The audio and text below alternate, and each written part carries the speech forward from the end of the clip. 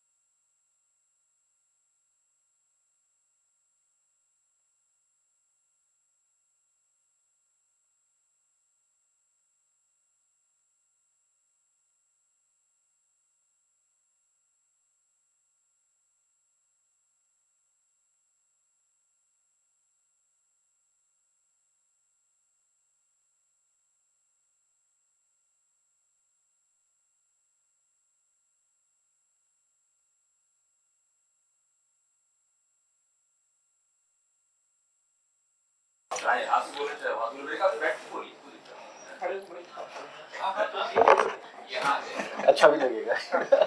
तो मैं 2 मिनट ये रहा।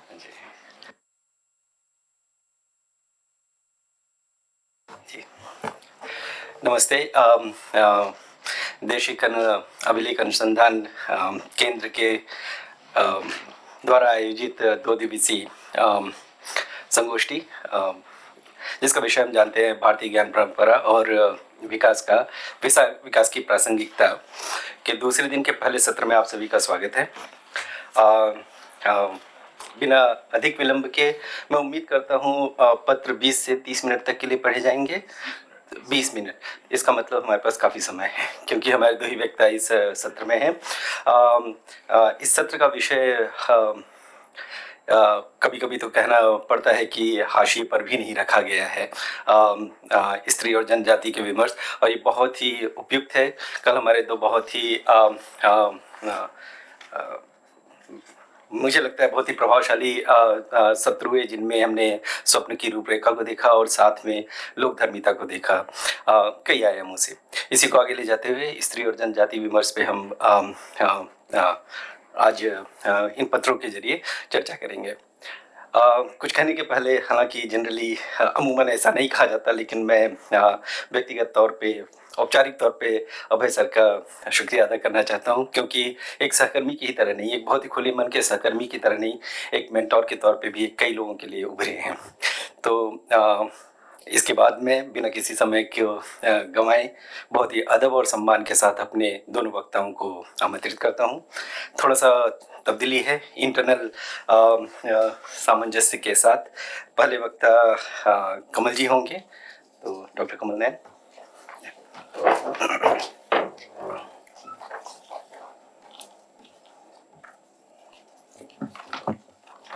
सभी को नमस्कार।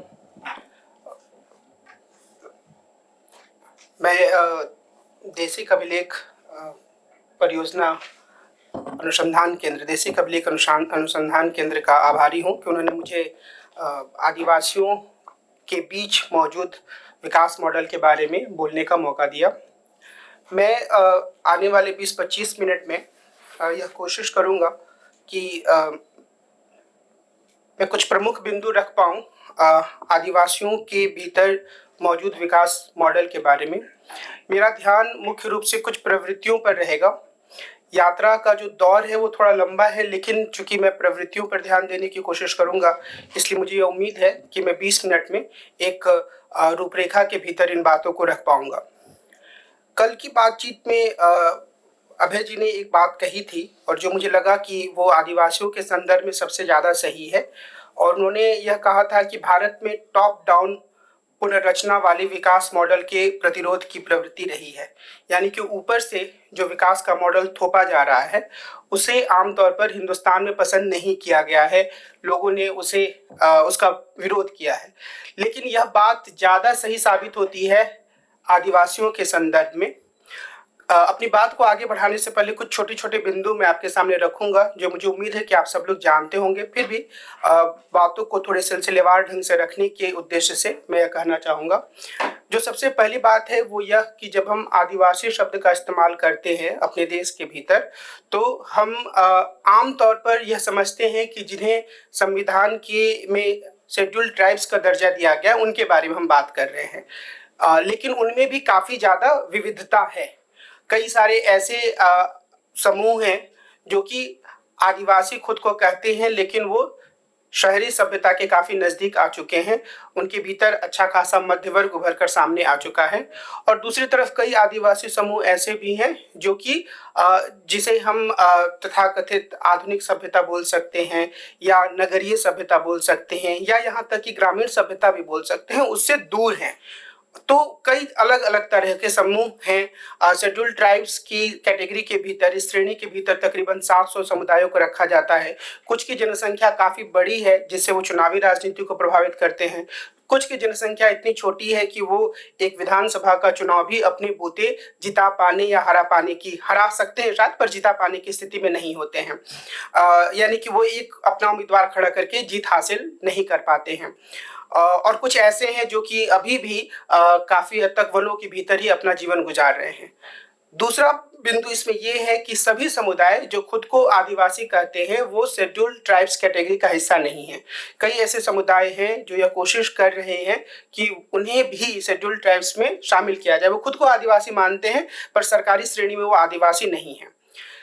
तीसरी बात यह है कि हम अपने देश में जब आदिवासियों के बारे में देखते समझते हैं तो हमें यह याद रखना होगा कि दो श्रेणियां बनाई गई हैं संविधान में। एक है छठी श्रेणी और छठी अनुसूची उसको बोलते हैं, सिक्स्थ शेड्यूल, और दूसरी है 5वीं अनुसूची या 5th शेड्यूल। 6th शेड्यूल में उत्तर पूर्व के 4 राज्य हैं और 5th शेड्यूल में उसके अलावा 10 राज्य हैं और उसमें अलग अलग यानी कि छत्तीसगढ़, झारखंड, मध्य प्रदेश, गुजरात, हिमाचल प्रदेश, राजस्थान, इस तरीके के राज्यों, आंध्र प्रदेश, तेलंगाना। तो इन राज्यों के भीतर जहां आदिवासी ज़्यादा हैं उनको शामिल किया गया है 5th शेड्यूल में। 6th शेड्यूल में 4 राज्यों के आदिवासियों को। लेकिन कई ऐसे आदिवासी समूह हैं जो इन इलाकों में नहीं है, बाहर हैं, तो उनको कई तरह के अधिकार नहीं मिले हैं। मैं सिर्फ यहाँ पर यह बताना चाह रहा हूँ मोटे तौर पर कि हमें यह ध्यान रखना है जब भी हम हिंदुस्तान में अपने देश में आदिवासियों के बारे में बात कर रहे हैं तो हम एक विविधता से भरे हुए समूह के बारे में बात कर रहे हैं जो अपनी संस्कृति के आधार पर, अपनी आर्थिक स्थिति के आधार पर, अपनी राजनीतिक गोलबंदी के आधार पर भिन्न भिन्न है। दूसरा ये कि हिंदुस्तान में जो अलग अलग दायरे में आदिवासी रह रहे हैं अलग अलग क्षेत्रों में, सबको एक जैसी संवैधानिक सुरक्षा प्राप्त नहीं है। यानी कि जो जनसंख्या के आधार पर लोकसभा में या राज्य विधानसभा में प्रतिनिधित्व की बात है वह मिली हुई है, नौकरियों में आरक्षण की बात है वह भी सभी अनुसूचित जनजातियों को मिली हुई है, लेकिन जो 5वीं और छठी अनुसूची के जो प्रावधान है वो सबको नहीं मिले हुए हैं। तो इस एक आरंभिक जो शुरुआत है कुछ बिंदु, उसके बाद मैं यह कहना चाह रहा हूं यहाँ पर कि अगर हम औपनिवेशिक दौर से एक समझ बनाने की कोशिश करें आदिवासी इलाकों की, तो हम यह पाएंगे कि सबसे ज़्यादा आरंभिक दौर में अंग्रेजों का विरोध आदिवासियों के द्वारा किया गया, उन्हें बहुत ज़्यादा प्रतिरोध का सामना करना पड़ा। इस संदर्भ में हम सब कुछ विद्रोहों के बारे में जानते हैं। बिरसा मुंडा का विद्रोह जो कि 19वीं सदी के आखिरी दशक में काफ़ी जोर शोर से उन इलाकों में हुआ जिन्हें वर्तमान झारखंड का हिस्सा माना जाता है, तो वहाँ पर मुख्य रूप से जो यह विद्रोह था और बाकी सारे जो विद्रोह थे उनकी जो मुख्य बात थी वो यही थी कि वो इस बात को मानने के लिए तैयार नहीं थे कि अंग्रेज आए और वो उनकी संस्कृति में, उनकी जो रहन सहन की जो व्यवस्था है, उनकी जो परंपरा है उसमें वो दखलंदाजी करें, उनके संसाधनों का दोहन करें। बिरसा मुंडा के विद्रोह का दमन कर दिया गया, उनको फांसी की सजा दे दी गई, उनको मार दिया गया। लेकिन उसके बाद उस विद्रोह का ही परिणाम था कि एक छोटा नागपुर टेनेंसी एक्ट के नाम से 1908 में एक कानून बना। कानून में आप यह ध्यान देंगे कि जो मुख्य प्रावधान था वो यही था कि जो आदिवासियों के वन संसाधन है उसका उपयोग वो कर सकते हैं। वहां पर जो उनके पारंपरिक अधिकार है, लकड़ी लेने का अधिकार है, अपने पशु चराने का अधिकार है, उसमें अंग्रेजों की सरकार कोई दखलंदाजी नहीं करेगी। और एक जो महत्वपूर्ण बात है कि अंग्रेजों ने हालांकि कोशिश की कि व्यवस्थित रूप से जंगलों का दोहन करें और उसके लिए वन विभाग को बनाया गया और उस तरीके से एक व्यवस्थित शोषण या दोहन की प्रक्रिया वन संसाधनों की चली। 1864 या 1864 में वन विभाग बना जो आज भी मौजूद है। फिर कई तरह के कानून बने और यह प्रक्रिया चलती रही। और उसके बाद जो 1935 का जो अधिनियम बना था उसमें एक विचार आया था कि जो उत्तर पूर्व के इलाके हैं उनके लिए कहा गया कि ये एक्सक्लूडेड एरियाज हैं और जो उसके अलावे जो इलाके हैं उनके बारे में कहा गया कि पार्शली एक्सक्लूडेड एरियाज हैं। अभी वर्तमान समय में एक्सक्लूडेड एरियाज को ही 6th शेड्यूल के रूप में जाना जाता है और पार्शली एक्सक्लूडेड एरियाज को 5वीं अनुसूची या 5th शेड्यूल के रूप में। लेकिन इन सब चीजों में काफी बदलाव हुआ। अब अगर मैं थोड़ा सा आपका ध्यान संविधान सभा की ओर दिलाना चाह रहा हूं, उसमें जयपाल सिंह मुंडा के अलावा भी तकरीबन 8 प्रतिनिधि थे जो आदिवासी समुदायों से थे, लेकिन ज्यादा मुखर और व्यवस्थित रूप से आदिवासियों की बातों को रखने का काम जयपाल सिंह मुंडा ने ही किया। तो यहाँ पर और उसके अलावा उस समय तक कई छोटे छोटे समूह भी जो जिनको हम कह सकते हैं आदिवासियों के बीच से पढ़े लिखे समूह भरकर सामने आ चुके थे। और इन लोगों की जो पूरी राजनीति है अगर हम ध्यान में रखें तो हम यह पाएंगे कि जिसे हम पश्चिमी सोच बोलते हैं, पश्चिमी विकास मॉडल बोलते हैं, उसको पूरी तरीके से नकारने पर ये आधारित नहीं थी। जयपाल सिंह मुंडा भारतीय हॉकी टीम के कप्तान थे और जब भारत ने पहला ओलंपिक का पदक जीता तब वो उस टीम के कप्तान थे। वो इंग्लैंड में ऑक्सफोर्ड में पढ़े हुए थे और तकरीबन 1938 में वो राजनीति में सक्रिय होते हैं आदिवासी महासभा के अध्यक्ष के रूप में। और उनकी यह लगातार कोशिश थी कि जिसे हम आधुनिक विकास मानते हैं, यानी कि संसाधनों का दोहन हो, उसके आधार पर बड़े बड़े उद्योग कारखाने लगाए जाएं, वो उसकी मुखालफत नहीं करते थे। उनका जोर इस बात पर था संविधान सभा में जाने से पहले भी कि इसमें आदिवासियों को भी हिस्सेदारी मिलनी चाहिए। अगर टाटा एक कारखाना लगाता है उस इलाके में जो कि आदिवासियों का इलाका है, उनकी जमीन को लेकर लगाया जा रहा है, तो इसमें उनकी हिस्सेदारी होनी चाहिए। तो ये एक पहलू था जिसमें कि हम यह पाएंगे कि जो धीरे धीरे करके एक आदिवासियों के बीच में पढ़ा लिखा तबका उभरा, उसने उस रोमांटिक जिसको हम एक हद तक कह सकते हैं कि हम जहाँ हैं जंगलों में प्रकृति के साथ, अपनी परंपराओं और अपनी संस्कृति के साथ, हमें वहीं रखा जाए और उसमें किसी प्रकार की दखलंदाजी ना हो। इसके पीछे वो बहुत एकदम जुनून के साथ नहीं पड़े, बल्कि उन्होंने इस बात पर जोर दिया कि अगर आधुनिक शिक्षा आ रही है, अगर कल कारखाने बन रहे तो उसमें हमारी हिस्सेदारी होनी चाहिए। तो ये उसका पूर्ण निषेध नहीं करते हैं। जयपाल सिंह मुंडा भी इस चीज को सामने रखते हैं। लेकिन इसके साथ ही जब वो संविधान सभा में जाते हैं तो संविधान सभा में वो एक आदिवासी या उन्हीं के शब्दों में कहूँ तो जंगली के रूप में वे अपनी पहचान को काफी जोर शोर से रखते हैं। और उनका जोर इस बात पर होता है कि हमारी जो परंपरा है, हमारी जो संस्कृति है या संसाधनों पर हमारा यानी कि आदिवासियों का जो हक है उसको सुरक्षित रखा जाना चाहिए। और उसकी तरफदारी में वो बार बार अपने तर्कों को सामने रखते हैं और वो ये भी दावा करते हैं कि जिस लोकतंत्र की बात जो संविधान सभा में बैठकर लोग कर रहे हैं, और ये उनका बहुत प्रसिद्ध भाषण है, तो वो लोकतंत्र आदिवासी समाज में काफी पहले से मौजूद है। और वो इस बात को लेकर बार बार सामने आते हैं। जब झंडे की बात होती है तो वहां भी वो कहते हैं कि आदिवासी समाज में झंडा रखने की प्रथा भी हमेशा से रही है और अब हम 2 झंडे रखेंगे, एक हिंदुस्तान का और एक अपना भी, यानी कि हमारी जो अपनी स्वायत्तता है हम उसको भी कायम रखेंगे। एक जो महत्वपूर्ण बात आती है संविधान सभा में वह यह कि क्या हमें मद्य निषेध या शराबबंदी आदिवासी इलाकों में लागू कर देनी चाहिए। जो ठक्कर बप्पा थे या एवी ठक्कर जो थे, वो उनका जोर इस बात पर था और उनके नेतृत्व में बहुत सारे नेताओं का कि ऐसा किया जाना चाहिए। महात्मा गांधी जिस तरीके से अपनी राजनीति को आगे बढ़ा रहे थे या रचनात्मक कार्यक्रम को उन्होंने आगे बढ़ाया था, उसमें भी शराबबंदी एक प्रमुख मुद्दा थी। लेकिन जयपाल सिंह मुंडा ने आदिवासी संस्कृति की बात को रखते हुए एक बार फिर से एक स्वायत्तता वाली पहलू पर जोर दिया और उन्होंने यह कहा कि हमारे लिए शराब जो है वो हमारे निजी जीवन का एक हिस्सा है, हमारे सामाजिक जीवन का एक हिस्सा है, जहां हम छोटे छोटे उत्सवों में घर पे बनी हुई शराब का सेवन करते हैं। और इस तरह की जो दखलंदाजी है वह एक तरीके से हमारी जो अपनी सभ्यता है उसमें हस्तक्षेप की तरह है। इसलिए उन्होंने इसका विरोध किया और उनके विरोध के कारण ही एक स्थिति ऐसी आई कि जहां पर जो शराबबंदी की बात है वह संविधान में एक जो नीति निर्देशक तत्व है उसका हिस्सा बनी, जिसका मतलब है कि उसको जबरदस्ती लागू नहीं किया जाएगा। ये एक ऐसा आदर्श है जिसकी तरफ राज्य बढ़ने की कोशिश करेगा। उन्होंने यह कोशिश की कि जो आदिवासियों की भाषाएं हैं उनको संरक्षित रखने के लिए विशेष प्रावधान किया जाए। लेकिन जो ज्यादा महत्वपूर्ण बात सामने आई संविधान सभा में वह यह थी कि जो 5वीं अनुसूची का प्रावधान था उसे स्वीकार किया गया, लेकिन उसे पूरी तरह से उस रूप में स्वीकार नहीं किया गया जैसा जयपाल सिंह मुंडा चाहते थे और उसके पीछे कई तरह की राजनीति काम कर रही थी। 5वीं अनुसूची में जो प्रमुख बात है वह यह है कि जब ये पार्शली एक्सक्लूडेड एरियाज के रूप में 1935 के भारत शासन अधिनियम में आया तो कांग्रेस ने इसका विरोध किया और उसका ये कहना था कि हमें एकीकरण पर जोर देना चाहिए।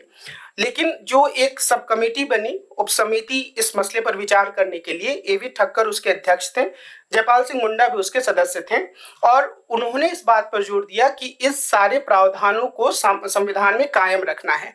कुछ जो इस विषय पर काम करने वाले विद्वान हैं, कुछ लोग कहते हैं कि कांग्रेस इस मुद्दे पर इसलिए सहमत हो गई क्योंकि उसे लगता था कि अगर उस मुद्दे पर सहमत नहीं होगी तो जो आदिवासियों में पृथकता की भावना बढ़ रही है और जयपाल सिंह मुंडा जैसे लोग उसे बढ़ावा दे रहे हैं वो और ज्यादा बढ़ेगी।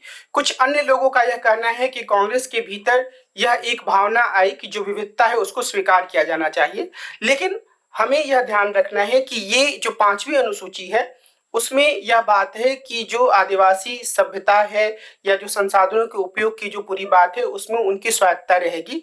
एक बात इसमें यह जोड़ी गई कि अगर कोई कानून संसद या विधानसभा के द्वारा बनाया जाता है तो जिन इलाकों में, जिन राज्यों में 5वीं अनुसूची है वहां पर राज्यपाल ऐसे कानूनों पर रोक लगा सकते हैं। जो जयपाल सिंह मुंडा थे उन्होंने इसमें एक संशोधन ये रखा था कि एक ट्राइबल एडवाइजरी काउंसिल की बात थी, जनजातीय परामर्श परिषद के रूप में, तो उसकी एक व्यवस्था हो जो कि इन इलाकों के प्रशासन को देखे। लेकिन बाद में संविधान सभा में इसे स्वीकार नहीं किया गया।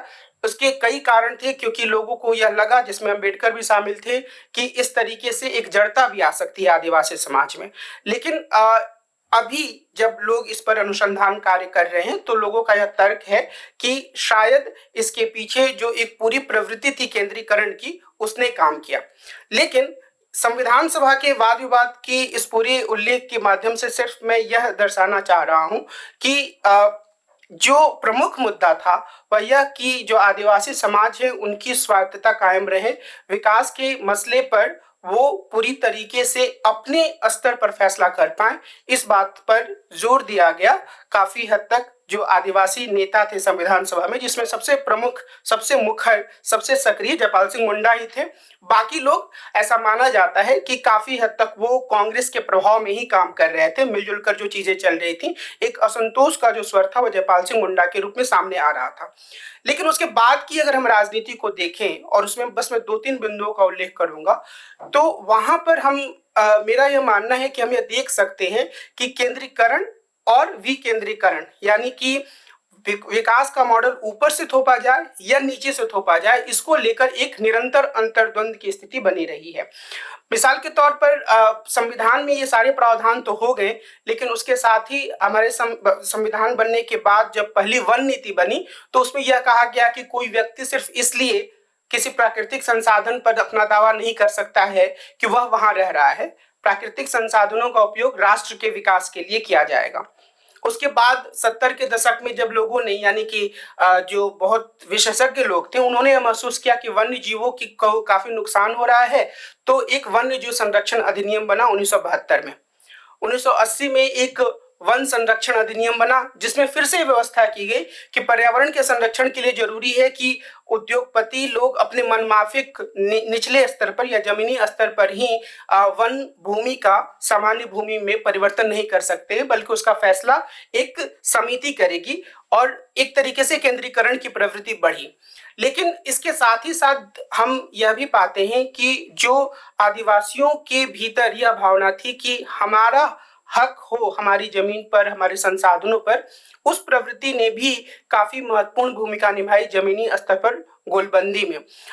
और उसमें बाद के दशकों में 1990 के दशक के शुरुआत में जब बीडी शर्मा के नेतृत्व में भारत जन आंदोलन ने यह कोशिश की कि पेशा जैसा कानून बने, तो उसकी बुनियाद में भी यही बात थी। 1996 में पेशा कानून पास हुआ, लेकिन अगर आप उस पेशा कानून को देखेंगे तो उसमें जो पिछले 2-3 दशकों से छोटे छोटे आंदोलन जमीनी स्तर पर उभर कर आए थे उनकी मांगों को शामिल किया गया। वह एक बहुत ही छोटा सा कानून है, लेकिन बहुत ही महत्वपूर्ण कानून है। ये 5वीं अनुसूची के क्षेत्रों में जो पंचायत का विस्तार कैसे हो उसकी बात करता है, लेकिन उसमें ग्राम सभा को मान्यता दी गई और ग्राम सभा के बारे में कहा गया कि ये राजस्व की परिभाषा के अनुसार गांव नहीं होगा, बल्कि अगर कोई छोटा सा टोला है वह भी खुद को अलग गांव मानता है तो उसको अलग गांव माना जाएगा। वहां पर विकास के कार्यक्रम कैसे लागू होंगे, वहां की जमीन का अधिग्रहण हो सकता है या नहीं हो सकता है, वहां खनन हो सकता है या नहीं हो सकता है, इन सब बातों का निर्णय ग्राम सभा के द्वारा किया जाएगा। तो लोग अपनी परंपरा के अनुसार कैसे जिएं और उनकी परंपरा को किस तरीके से वैधता मिले, यह कोशिश इस कानून में की गई। उसके बाद वन अधिकार कानून बना 2006 में। लेकिन इन सभी कानूनों में यानी वन अधिकार कानून में भी, जो कि पूरे देश के लिए था, यह कहा गया कि जो आदिवासी लोग हैं या वन अधिकार कानून का दायरा थोड़ा बड़ा है, उसमें दूसरे समुदायों को भी शामिल किया गया जो कि आदिवासी नहीं थे पर वनों पर निर्भर थे, और उनके लिए अन्य पारंपरिक वन निवासी, अदर ट्रेडिशनल फॉरेस्ट ड्वेलर, इस टर्म का यूज किया गया है। तो उन सबको अधिकार दिया गया है कि किस तरीके से वो जंगलों पर अपने एक तरीके से अधिकार को सुनिश्चित कर सकते हैं, वहां से संसाधन ले सकते हैं, उनकी सुरक्षा या उनके प्रबंधन में उनकी भूमिका हो सकती है। उनकी मर्जी के बगैर किसी प्रकार से वन भूमि का अधिग्रहण करके उसका उपयोग तथाकथित विकास के लिए या संसाधनों के दोहन के लिए या खनन के लिए नहीं किया जा सकता है। तो मैं इस मामले में बहुत ज्यादा विस्तार से नहीं जाना चाह रहा हूं अभी, क्योंकि वो एक अलग तरह की कहानी हो जाएगी कि इन कानूनों को किस सीमा तक लागू किया गया, किस सीमा तक लागू नहीं किया गया।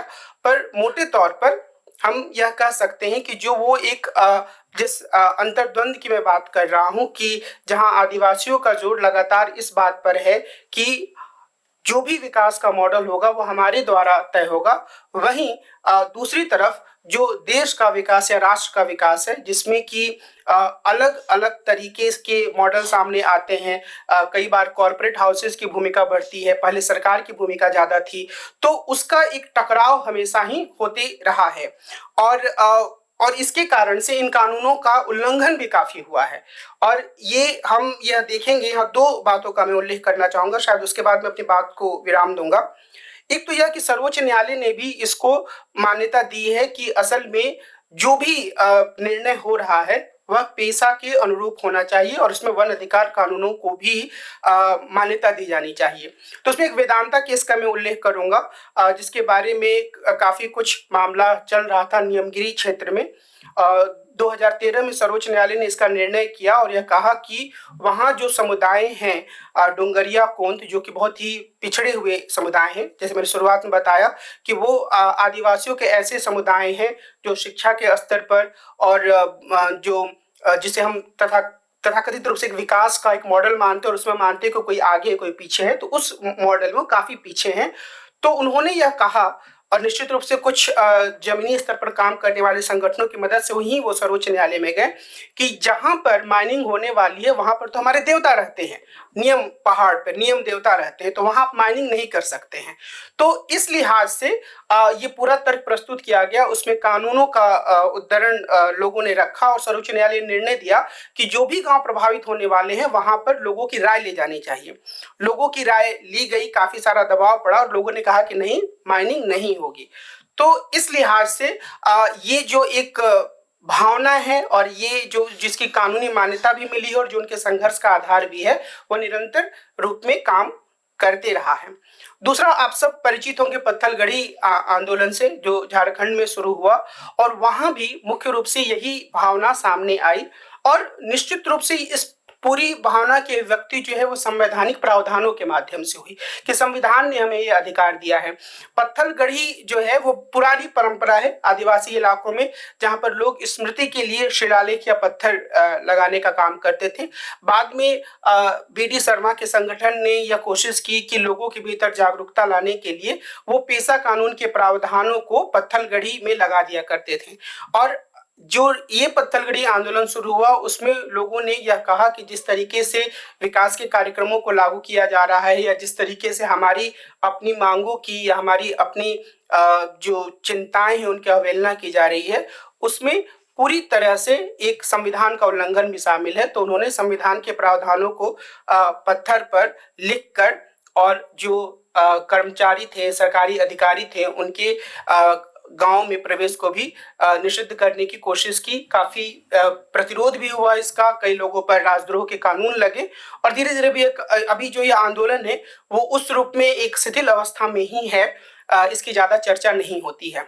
लेकिन अगर इस पूरे बिंदु को हम थोड़ा साफ तरीके से देखने की कोशिश करें कि जिसे हम यह कह रहे हैं कि आदिवासी इलाकों में बिरसा मुंडा से लेकर मौजूदा समय तक जो यह मांग रही है कि हमारे जीवन की दशा, हमारे जीवन की दिशा, विकास का रास्ता क्या हो यह हम तय करेंगे, उसके और क्या क्या निहितार्थ सामने आ सकते हैं। तो निश्चित रूप से हम यह कह सकते हैं कि यह एक ज्यादा समतावादी विकास का मॉडल है, जहां पर पूरा का पूरा जो खनन है या प्राकृतिक संसाधनों का जो दोहन है वह एक तरफा नहीं है, बल्कि स्थानीय समुदाय भी उसमें अपनी रजामंदी और अपनी हिस्सेदारी की मांग कर रहे हैं। दूसरे स्तर पर इस पूरे मॉडल में चाहे सांस्कृतिक रूपकों के माध्यम से ही पर पर्यावरण की भी एक चिंता मौजूद है। इस पर्यावरण की चिंता में जैसे कि मैंने आपको उदाहरण दिया वेदांता के मामले का, और ऐसे ही कई अन्य मामले सामने आएंगे जहां पर हम यह देख सकते हैं, ऐसे कई उदाहरण हैं जहां पर लोग आमतौर पर उन रूपकों के माध्यम से प्राकृतिक स्थानों के प्रति अपने समर्पण या अपनी श्रद्धा को व्यक्त करते हैं, जो कई बार आधुनिकता के दायरे से थोड़े ना समझ में आने वाले लग सकते हैं। कि अगर कोई यह कहे कि उस पहाड़ में मेरे देवता रहते हैं इसलिए आप वहां खनन नहीं कर सकते हैं, तो कई लोगों को यह बात अजीब लग सकती है। पर एक जो बड़े मॉडल के रूप में हम देखें तो यह प्रकृति के प्रति संवेदनशीलता को दिखाता है, पर्यावरण के प्रति एक चिंता को भी व्यक्त करता है। जो तीसरा पहलू इसमें मैं रेखांकित करना चाहूंगा वह यह कि यह पूरी तरह से तकनीक या प्रौद्योगिकी के निषेध पर आधारित मॉडल नहीं लगता है। कुछ समूहों के लिए है, जैसे मैंने पहले कहा कि विविधतापूर्ण समूह है, पर सभी के लिए नहीं है। और अगर हम जयपाल सिंह मुंडा के विचारों को फिर से सामने ले आए तो यह मानते थे कि जरूरत इस बात की है कि जो इस तरह का विकास हो रहा है उसमें हमारी यानी आदिवासियों की हिस्सेदारी हो। उन्होंने राजेंद्र प्रसाद को यह चिट्ठी लिखी और उस समय जो कांग्रेस के प्रीमियर बने थे श्री कृष्ण सिन्हा, जिसमें उन्होंने मांग की कि असल में यह कोशिश होनी चाहिए कि इस तरीके के जो निजी क्षेत्र के उद्यम लग रहे हैं उसमें आदिवासियों को भी तो हक मिले, वहां जो युवा हैं उनको तो रोजगार मिले। और यह बात बाद में जब पेशा कानून पारित हुआ तब भी सामने आई, क्योंकि संविधान में जब यह संशोधन हुआ और इस तरह की बातें शामिल की गई तो उसमें यह कहा गया कि एक शहरी इलाके जो हैं आदिवासी क्षेत्र में 5वीं अनुसूची के क्षेत्रों में वहां पर एक मेसा कानून लाया जाएगा।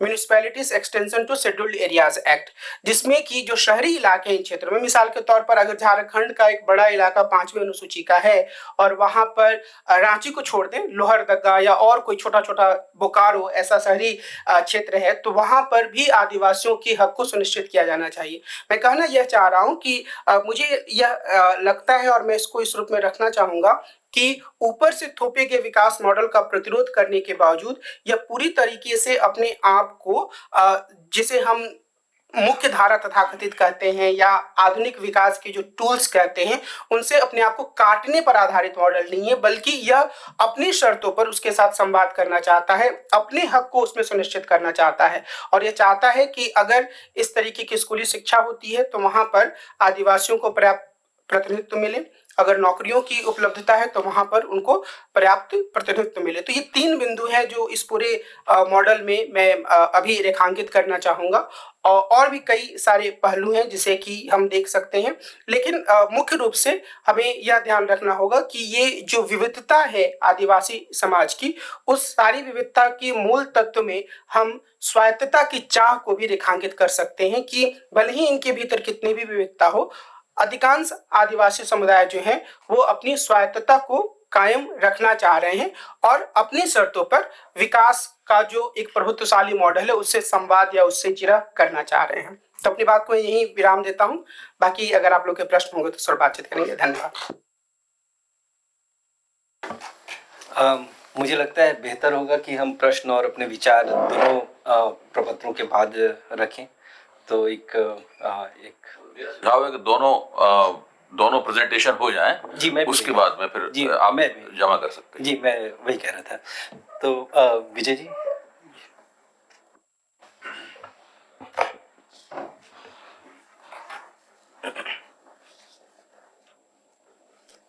जी, मैं देशिक के प्रति आभार व्यक्त करता हूँ।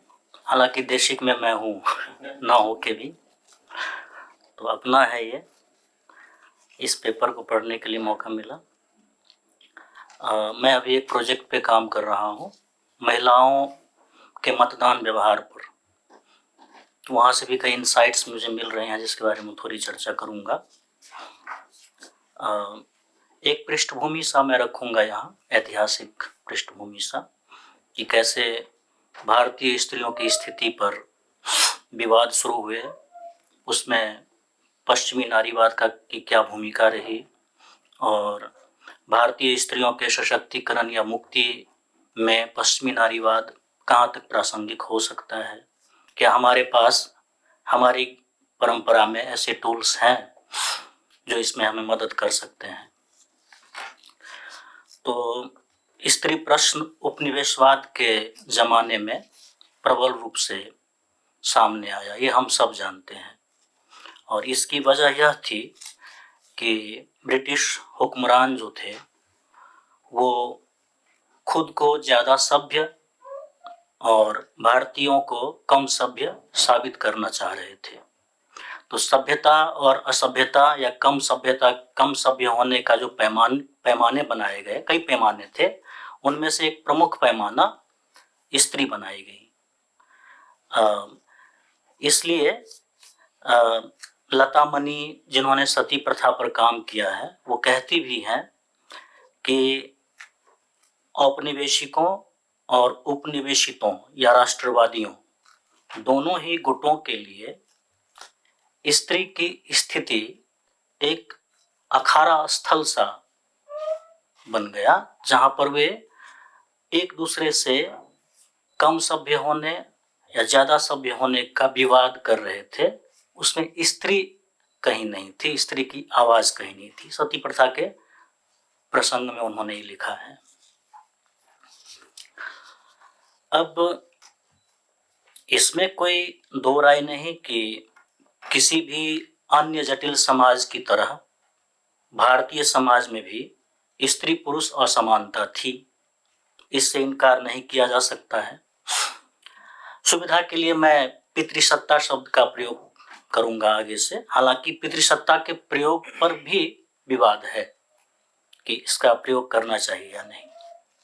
तो भारतीय समाज में पितृसत्ता थी, लेकिन भारतीय समाज कोई छोटा मोटा समाज नहीं था। इसमें जाति, धर्म, पंथ, संप्रदाय, प्रांत आधारित विविधताएं थीं। कई तरह के आदिवासी समुदाय थे। इन सब में पितृसत्ता का स्वरूप एक समान नहीं था। तो मेरे कहने का आशय यह है कि विभिन्न देश काल में तरह तरह की जीवन शैलियां थीं, तदनुसार पितृसत्ता की व्याप्ति थी। इसे कुमकुम संगारी ने मल्टीपल पैट्रियार्कीज कहा है। तो मल्टीपल पैट्रियार्कीज थे।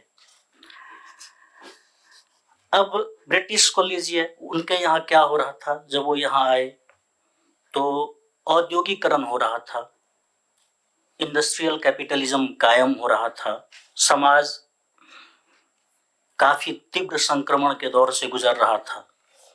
दार्शनिक तौर पर व्यक्तिवाद अपना वर्चस्व कायम कर रहा था और इसके साथ ही मध्यवर्गीय न्यूक्लियर घरेलूता, डोमेस्टिसिटी जिसे कहते हैं, उसका भी वैचारिक वर्चस्व स्थापित हो रहा था।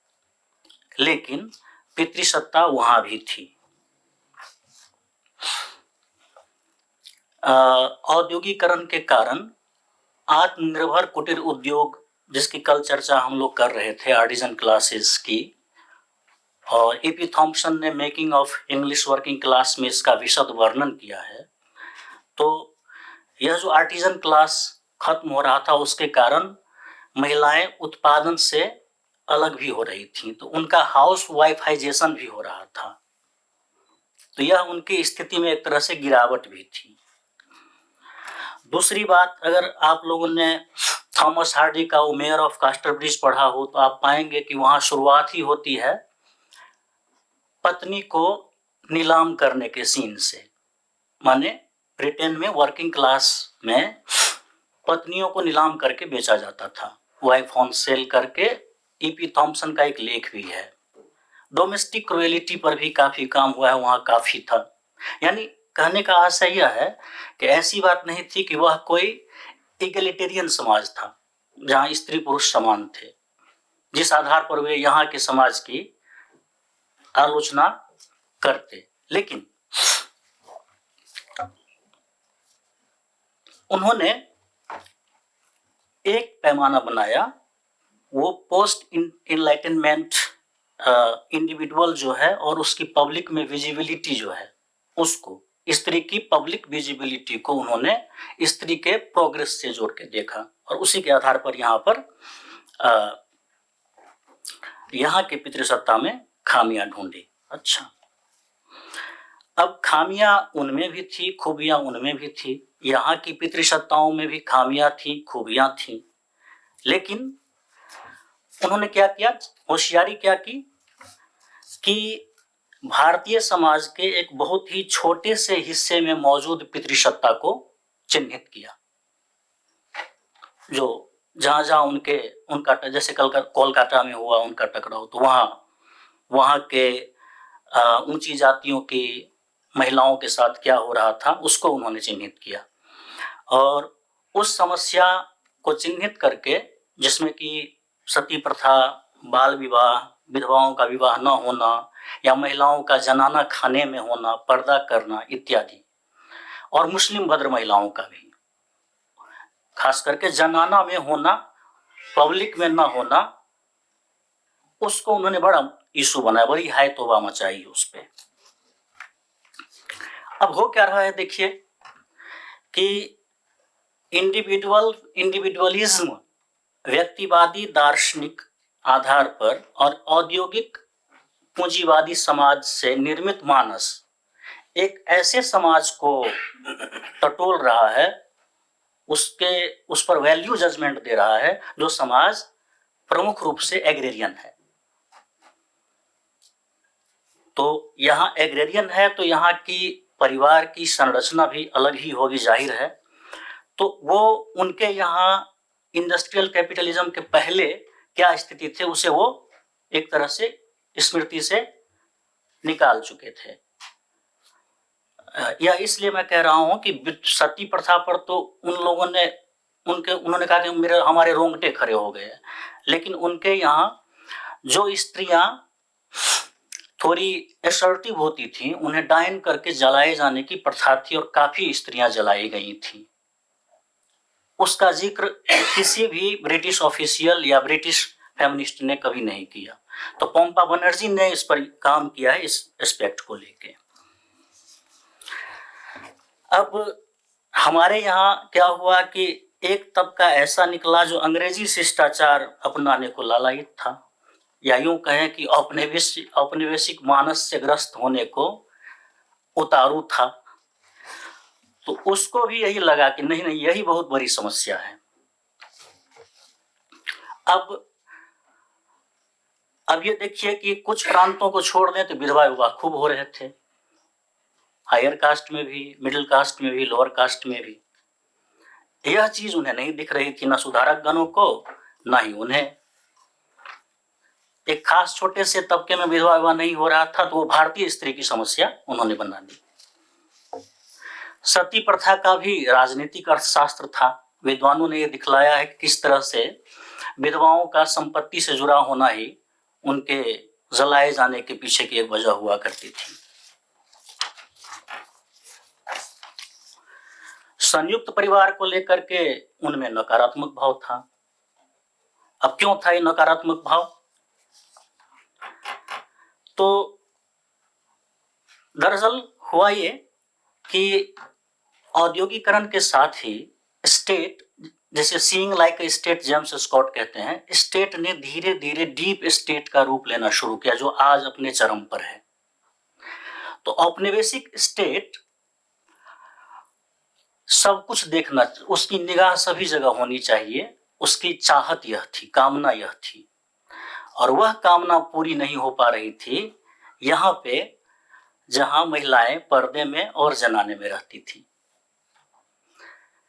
हताशा थी उनकी यह, इसलिए उन्होंने जनाने के दायरे के बारे में विचित्र विचित्र बातें फैलानी शुरू की। और विडंबना देखिए कि यह भी कहा कि कैद है, ये कैद खाना है। विडंबना देखिए कि उस वक्त कुछ महिलाएं पढ़ लिख कर जो आत्मवृत्तांत लिख रही थी या और तरह के लेखन कर रही थी, उन्होंने भी खुद यह कहना शुरू किया, कैद में है, कैद में है, कैद में है। अब कई मुस्लिम विदुषियों ने यह दिखलाया है कि ऐसी स्थिति नहीं थी, जनान खाने में महिलाएं काफी सशक्त थी। मतलब यह मैं नहीं कह रहा हूं कि पितृसत्ता ही नहीं थी, लेकिन वैसी भी दुर्दशा नहीं थी जैसा कि ब्रिटिश चित्रित कर रहे थे। एक बार मैंने और यहां कहा था कि हिंदू विदुषियों या विद्वानों की तरफ से संयुक्त परिवार की जो छवि ब्रिटिशों ने बनाई, उसकी आलोचना नहीं प्रस्तुत की गई है, बल्कि हाल ही में एक किताब आई है, why I am not a Hindu women. तो हिंदू वीमेन अपने आप को हिंदू वीमेन कहना भी नहीं चाह रही है। यह कौन सा प्रभाव है पता नहीं। मुझे लगता है कि यह हिचक इसलिए है कि इससे लोग समझेंगे कि वो पितृसत्ता की हिमायती है। लेकिन इसी में डेनिस कांदिज्योति ने बहुत अच्छा काम किया। उन्होंने कहा है कि एक्सटर्नल क्रिटिक की आलोचना करने का मतलब यह नहीं है कि हम इंटरनल क्रिटिक छोड़ देंगे। यानी अगर हमारे यहाँ पितृसत्ता है या अन्य तरह की असमानताएं हैं, उसे अगर ब्रिटिशों ने रेखांकित किया है तो वह विरूपित रूप में है, तो उसको सही ढंग से रेखांकित हम कर सकते हैं और इंटरनल क्रिटिक कर सकते हैं। तो एक्सटर्नल क्रिटिक का प्रतिकार जो है वो अपने आप में असमान सामाजिक व्यवस्था का पैरोकार नहीं बनाता है। हमें यह ध्यान में रखने की जरूरत है। अब यहीं पर ये सवाल उठता है कि अब यह क्रिटिक कैसे की जाए? क्या पश्चिम में उपजा नारीवाद इसके लिए प्रासंगिक है, उपयुक्त है? मैंने अभी भी कहा है कि नारीवाद औद्योगिक पूंजीवाद और व्यक्तिवादी मानस के पृष्ठभूमि में विकसित हुआ था, हमें याद रखना चाहिए। और गौरतलब है कि कई नारीवाद उस समय के कई नारीवादियों ने, जिसे अब साम्राज्यवादी नारीवादी कहा जाने लगा है, इंपीरियल फेमिनिस्ट, और यहाँ तक कि सिमोन द बोआ, जिसका हमारे यहाँ के स्त्री विमर्शकार सुबह शाम नाम जपा करते हैं मानो कोई देवी हो, उन्होंने भी भारतीय स्त्रियों को उसी चश्मे से देखा जो चश्मा प्राच्यवादियों और उपनिवेशवादियों ने बनाया था। इस पर काम होने की जरूरत है। अब इस संदर्भ में निवेदिता मेनन का एक अच्छा लेख ईपीडब्ल्यू में छपा था, इज फेमिनिज्म अबाउट वुमेन। वो कहती है कि ऐसा क्यों होता है कि पश्चिम में कोई थियरी उपजती है तो यह अनिवार्य तौर पर मान लिया जाता है कि उसमें सार्वभौम होने की संभावना निहित है, वह कहीं भी लागू किया जा सकता है। उसके साथ ही ये जोड़ती है कि द्रौपदी जैसी शख्सियत यहाँ है जो असर्टिव है, मुखर है। क्या इस शख्सियत को सामने रखते हुए यूरो अमेरिकी अनुभवों का विश्लेषण कभी किया जाएगा? हम सोच भी सकते हैं कि द्रौपदी को सामने रखते हुए यूरोपियन समाज की महिलाएं अपनी पितृसत्ता की आलोचना करेंगे और कहेंगे कि देखो द्रौपदी वहां हुई थी और उसने ये कहा था। लेकिन हम एंटीगोन को लाएंगे, हम सिमोन को लाएंगे।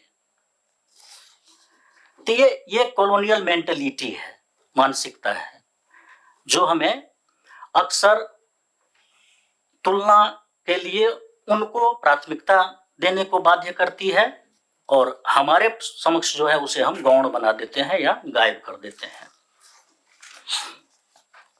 अभी देखिए भारतीय महिलाएं कितनी स्ट्रेटेजी से काम करती हैं। हम लोग समझते हैं कि बहुत कमजोर हैं, दबी कुचली है, ये है। एक उदाहरण, मताधिकार पर काम कर रहा हूं तो मैं ये दिखाना चाह रहा हूं कि कैसे उन्होंने अपने लिए मताधिकार प्राप्त किया। ब्रिटेन में सफ्रेजिस्ट मूवमेंट चल रहा था, पुरुषों से सीधे आमना सामना हो रहा था। कई बार वो हिंसक वारदातें भी, जैसे किसी पुरुष को थप्पड़ मारने की घटनाएं भी हुई थी। अब यहाँ जो महिलाएं थी वो राष्ट्रीय आंदोलन में भी भाग ले रही थी। तो एक तरफ तो राष्ट्रीय आंदोलन था, दूसरी तरफ उनके अपने अधिकारों की बात थी, मताधिकार की बात थी। तो करें तो क्या करें। इधर गांधी जी जैसी शख्सियत थी, तो उन्होंने स्त्रियों के मताधिकार की बात नहीं की। उन्होंने कहा कि यूनिवर्सल सफरेज होना चाहिए। तो यूनिवर्सल सफरेज ये बड़ी सूझबूझ का काम था। अपने लिए नहीं मांग रही है, वो मांग रही है कि सबके लिए, 18 साल का जो भी है उसके लिए। अब इस यूनिवर्सल के तहत खुद को वो ले आ रही हैं। तो कितनी टैक्टिकली काम कर रही हैं। इससे क्या हो रहा है कि राष्ट्रीय आंदोलन में दरार भी नहीं पड़ रही है, पुरुषों से मुखालफत भी नहीं करनी पड़ रही है और संविधान सभा में मताधिकार भी मिल जा रहा है। और यही वह संदर्भ है जिसमें सरोजिनी नायडू ने घोषणा की थी कि I am not a feminist. मताधिकार का आंदोलन भी लड़ रही थी और यह बतलाने के लिए जो पुरुष सुधारक गण थे, नेता थे, उनको यह बतलाने के लिए कि हम लोग उनकी तरह नहीं है जो आपसे लड़ेंगे, तो हम फेमिनिस्ट नहीं है। ये कोट किया जाता है बार बार सरोजिनी नायडू को। तो मेरा मानना है कि परिस्थिति कैसे थियरी या रणनीति के लिए जगह बना देती है। द्रौपदी ने भी एक यूनिवर्सल क्वेश्चन ही पूछा था कि अगर पति अपने आप को दांव पर दे देता है तो फिर पत्नी उसके साथ ही दांव पर चली जाती है या पत्नी स्वतंत्र रहती है। एक बड़ा सवाल उन्होंने उस समय भी उठाया था। तो मेरा मानना है ये है कि हर सवाल में, हर समाज में यूनिवर्सल्स हुआ करते हैं और उस यूनिवर्सल्स में पार्टिकुलर के लिए स्पेस बनाया जा सकता है। पार्टिकुलर उस यूनिवर्सल के जरिए अपने हित को साध सकता है। अब चूंकि विकसित भारत की बात हो रही है, अच्छा ये बता दूं मैं आपको कि हाल फिलहाल में कई चुनावों में सफ्रेजिस्ट मूवमेंट में तो महिलाओं को मताधिकार मिला। शुरू में कम महिलाएं मतदान करती थी, हाल में चुनावों में महिलाओं ने पुरुषों को पीछे छोड़ दिया है। और अभी मैं कहीं पढ़ रहा था कि आने वाले लोकसभा चुनाव में कौन सत्ता में आएगा इसे महिलाएं तय करने जा रही हैं। तो महिलाओं की हिस्सेदारी कितनी बढ़ी है, भागीदारी कितनी बढ़ी है, आप देख सकते हैं, और किस कदर वह सामने आ रही है, मुखर होकर सामने आ रही है। और उम्मीद है कि विकसित भारत में संसद में भी वो आधा स्पेस लिए हुए पाई जाएंगी। ऐसी उम्मीद करते हैं, बशर्ते मेरी शर्त है कि विकसित भारत का जो बृहत्तर राजनीतिक, आर्थिक, सामाजिक फ्रेम है वो सर्वसमावेशी हो। हम देख रहे हैं कि दुनिया भर के स्तर पर स्टेट एक सर्वेलेंस स्टेट बन रहा है, डीप स्टेट बन रहा है। और वह किस लिए बन रहा है? वह जीवन और जगत या प्रकृति के समूचे हिस्से को पूंजीवाद के दायरे में लाने के लिए स्टेट, डीप स्टेट बन रहा है। अब देखिए इससे क्या होता है, अगर कुछ कॉरपोरेट घरानों के हाथों में सारी चाबी हो जाती है, असमानता बढ़ती है, बेरोजगारी बढ़ती है, महंगाई आसमान छूती है, उस सब का प्रभाव भी फिर महिलाओं पर पड़ता है। महिलाओं ने जो अचीव किया है वो उनके हाथ से निकलना शुरू हो जाता है। कैसे? अब उदाहरण के लिए मान लीजिए बेरोजगारी है, तो बेरोजगारी है तो यह भी पश्चिम की ही देन है कि पुरुष ब्रेड विनर होता है। पुरुष का ये पौरुष इसी में है कि वो अपने परिवार को खिलाए पिलाए, पालन पोषण करे। ब्रेड विनर डिबेट करके फेमिनिज्म में बहुत लंबा डिबेट चला था वेस्ट में। तो अब उसके पास रोजगार नहीं है, उसका अहंग घायल है, उसका पौरुष घायल है और क्रोधित है, गुस्से में है। वह गुस्सा, वह घाव कहां जाके निकल रहा है? तो परिवार में निकल रहा है, पत्नी और बच्चों के साथ निकल रहा है। तो बेरोजगारी के बढ़ने से ये होता है। महंगाई बढ़ती है तो आप ध्यान में रखिए कि मैं महिलाओं के एक उस बड़े हिस्से की बात कर रहा हूं जो मध्यवर्गीय या उच्च वर्गीय नहीं है। महंगाई बढ़ती है, खाने कम होते हैं, भोजन कम होते हैं, तो महिलाएं कम खाती हैं या नहीं भी खाती हैं। तो कैसे ये विकास के आइडिया से कैसे जुड़ा हुआ है, ये मैं कहने की कोशिश कर रहा हूं। तो हमें ऐसे भारत की ओर बढ़ना होगा जिसकी अर्थनीति लोक कल्याणमुखी हो, न कि पूंजी उन्मुखी। और लोकतांत्रिक मूल्य फले फूले। देखिए लोकतांत्रिक मूल्य अगर खत्म होते हैं, इसका भी असर महिलाओं पर सबसे ज्यादा पड़ता है, क्योंकि लोकतंत्र एक यूनिवर्सल वैल्यू है और उसकी डिमांड फिर महिलाएं परिवार के भीतर भी करती हैं कि परिवार में भी लोकतंत्र होना चाहिए। अब अगर लोकतंत्र खत्म हो रहा हो, उसके मूल्य छिज रहे हो, तो वो परिवार में भी लोकतंत्र कम होगा। तो ये ऐसे एक हमारे विकसित भारत में यह भी होना चाहिए कि लोकतांत्रिक मूल्य फले फूले। और हमें अंत में यही कहूंगा कि जब हम आधी आबादी की बात करें तो हमें हमेशा यह ध्यान में रखना चाहिए कि हम महिलाओं के विशाल तबके की बात करें जो उच्च वर्गीय या मध्य वर्गीय नहीं है, साधारण है। उन्हें ध्यान में रख करके जब हम विकसित भारत की कल्पना करेंगे तभी कुछ हो पाएगा। ये हो गया मेरा।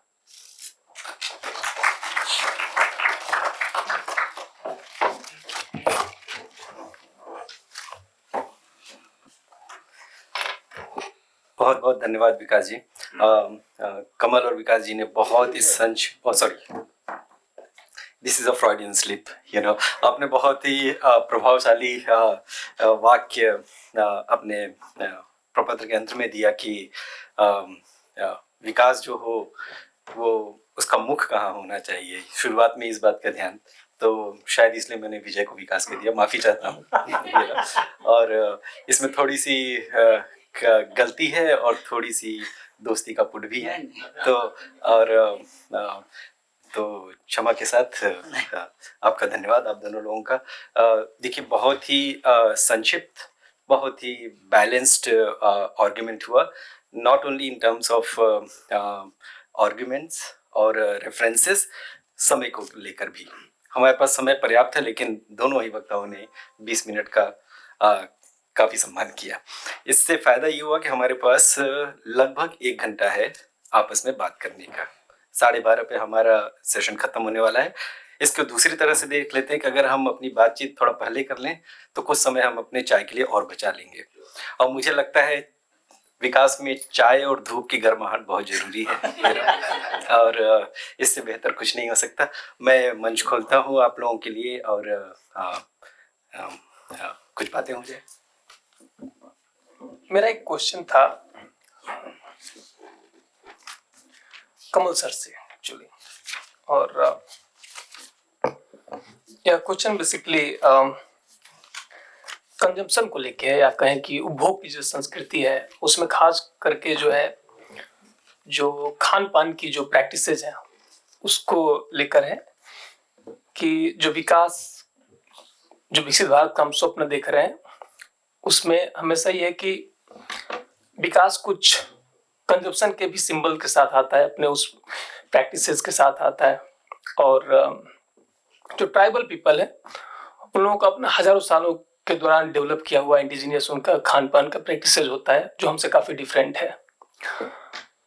तो मैं बेसिकली ये वो करूँगा कि इस विकास के मॉडल में और उनके जो ट्रेडिशनल खाने पीने की जो प्रैक्टिसेस है उन दोनों का जो वो होगा सम्मिश्रण होगा, जहाँ पे दोनों एक दूसरे को एकीकृत करेंगे, वो उसको हम कहाँ लोकेट करेंगे, कुछ एग्जाम्पल के थ्रू मैं उस पर बात करना चाहूँगा। हमारे एक मित्र है जो झारखंड के रीजन में जो है बहुत समय तक काम किए हैं और काफ़ी समय तक वो ट्राइबल लोगों के बीच में रहे हैं। तो उन्होंने देखा कि सबको पता है कि उनके खान पान की प्रैक्टिस जो काफ़ी डिफरेंट है हर चीज़ को लेकर के। तो वहाँ पे एक पर्टिकुलर वो काम किए हैं कटहल को लेकर के, कि वो बता रहे थे कि जो वहाँ के ट्राइबल लोग हैं उनका जो स्टेपल फूड है वो कटहल है, और कई तरीके से कटहल वो खाते हैं, सब्जी बनाकर या उसका जो पका हुआ कटहल होता है उसके फल के फॉर्म में भी खाते हैं, और भी सारे उसे कई उपयोग अचार के फॉर्म में ये सब। तो वो बता रहे थे कि उनका जो रिसर्च फाइंडिंग है वो कर रहे हैं कि जब वहाँ पे धीरे धीरे ट्राइबल एरिया में जब वहाँ पे माइग्रेशन होने लगा, खास करके जो बनिया कम्युनिटी है और ऐसे लोग जो व्यापार व्यवसाय के लिए वहाँ पहुँच रहे थे, हमरवाड़ी लोग, तो उन्होंने क्या किया कि जो ट्रेडिशनल वैल्यूज है खास करके खाने पीने का जो इनका हैबिट है कटहल को लेकर के, उन्होंने धीरे धीरे डेमोनाइज करने लगा कटहल को। एक सांस्कृतिक वैल्यू के थ्रू ये बताने लगे कटहल जो है जंगलियों का फ्रूट है, क्यों खाते हो तुम लोग, ये दिखाता है कि तुम लोग कितने पिछड़े हुए हो।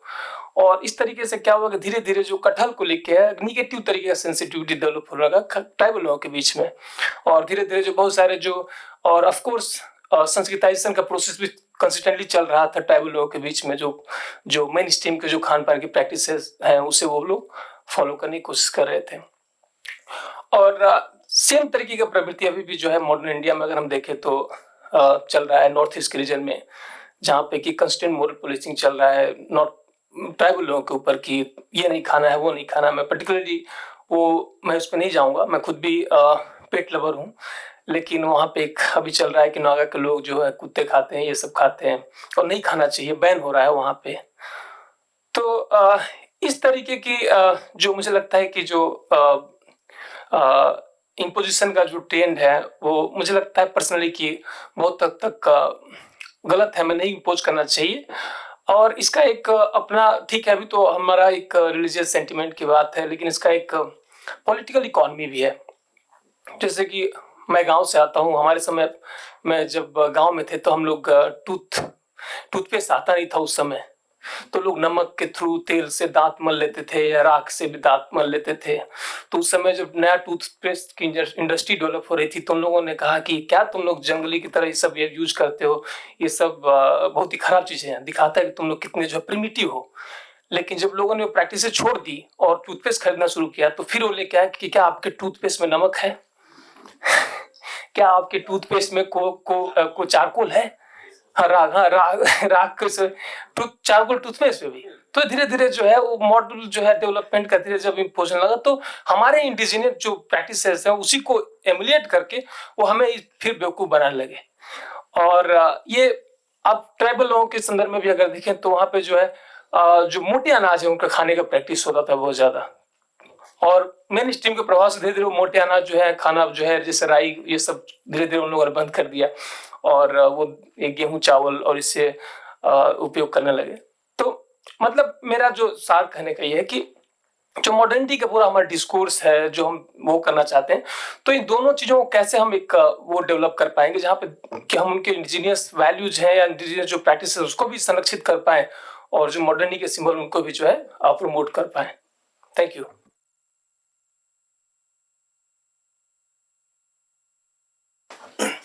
कमल जी और विजय जी, आप प्रश्नों का उसी वक्त उत्तर देना चाहेंगे या फिर 2-3 ले लें और उसके बाद जाएं? मुझे लगता है तत्काल दे देते तत्काल ये ना तो दे दीजिए। नहीं, विवेकानंद जी का जो प्रश्न है मुझे लगता है कि उसमें जो मूल भावना है उससे तो सभी लोग सहमत होंगे कि अगर किसी की परंपरा से कोई खान पान की चीज़ें आ रही हैं तो उसमें उस तरह की दखलंदाजी नहीं होनी चाहिए। लेकिन मुझे एक चीज़ ये भी लगता है कि अगर हम अपने देश में आदिवासी समाज को देखें खास तौर पे, और मैं उत्तर पूर्व से लेके झारखंड छत्तीसगढ़ इन इलाकों की बात कर रहा हूँ जहाँ पर कुछ क्षेत्रों में मुझे फील्ड वर्क करने का मौका मिला, कम से कम छत्तीसगढ़ में और कुछ हद तक झारखंड में भी।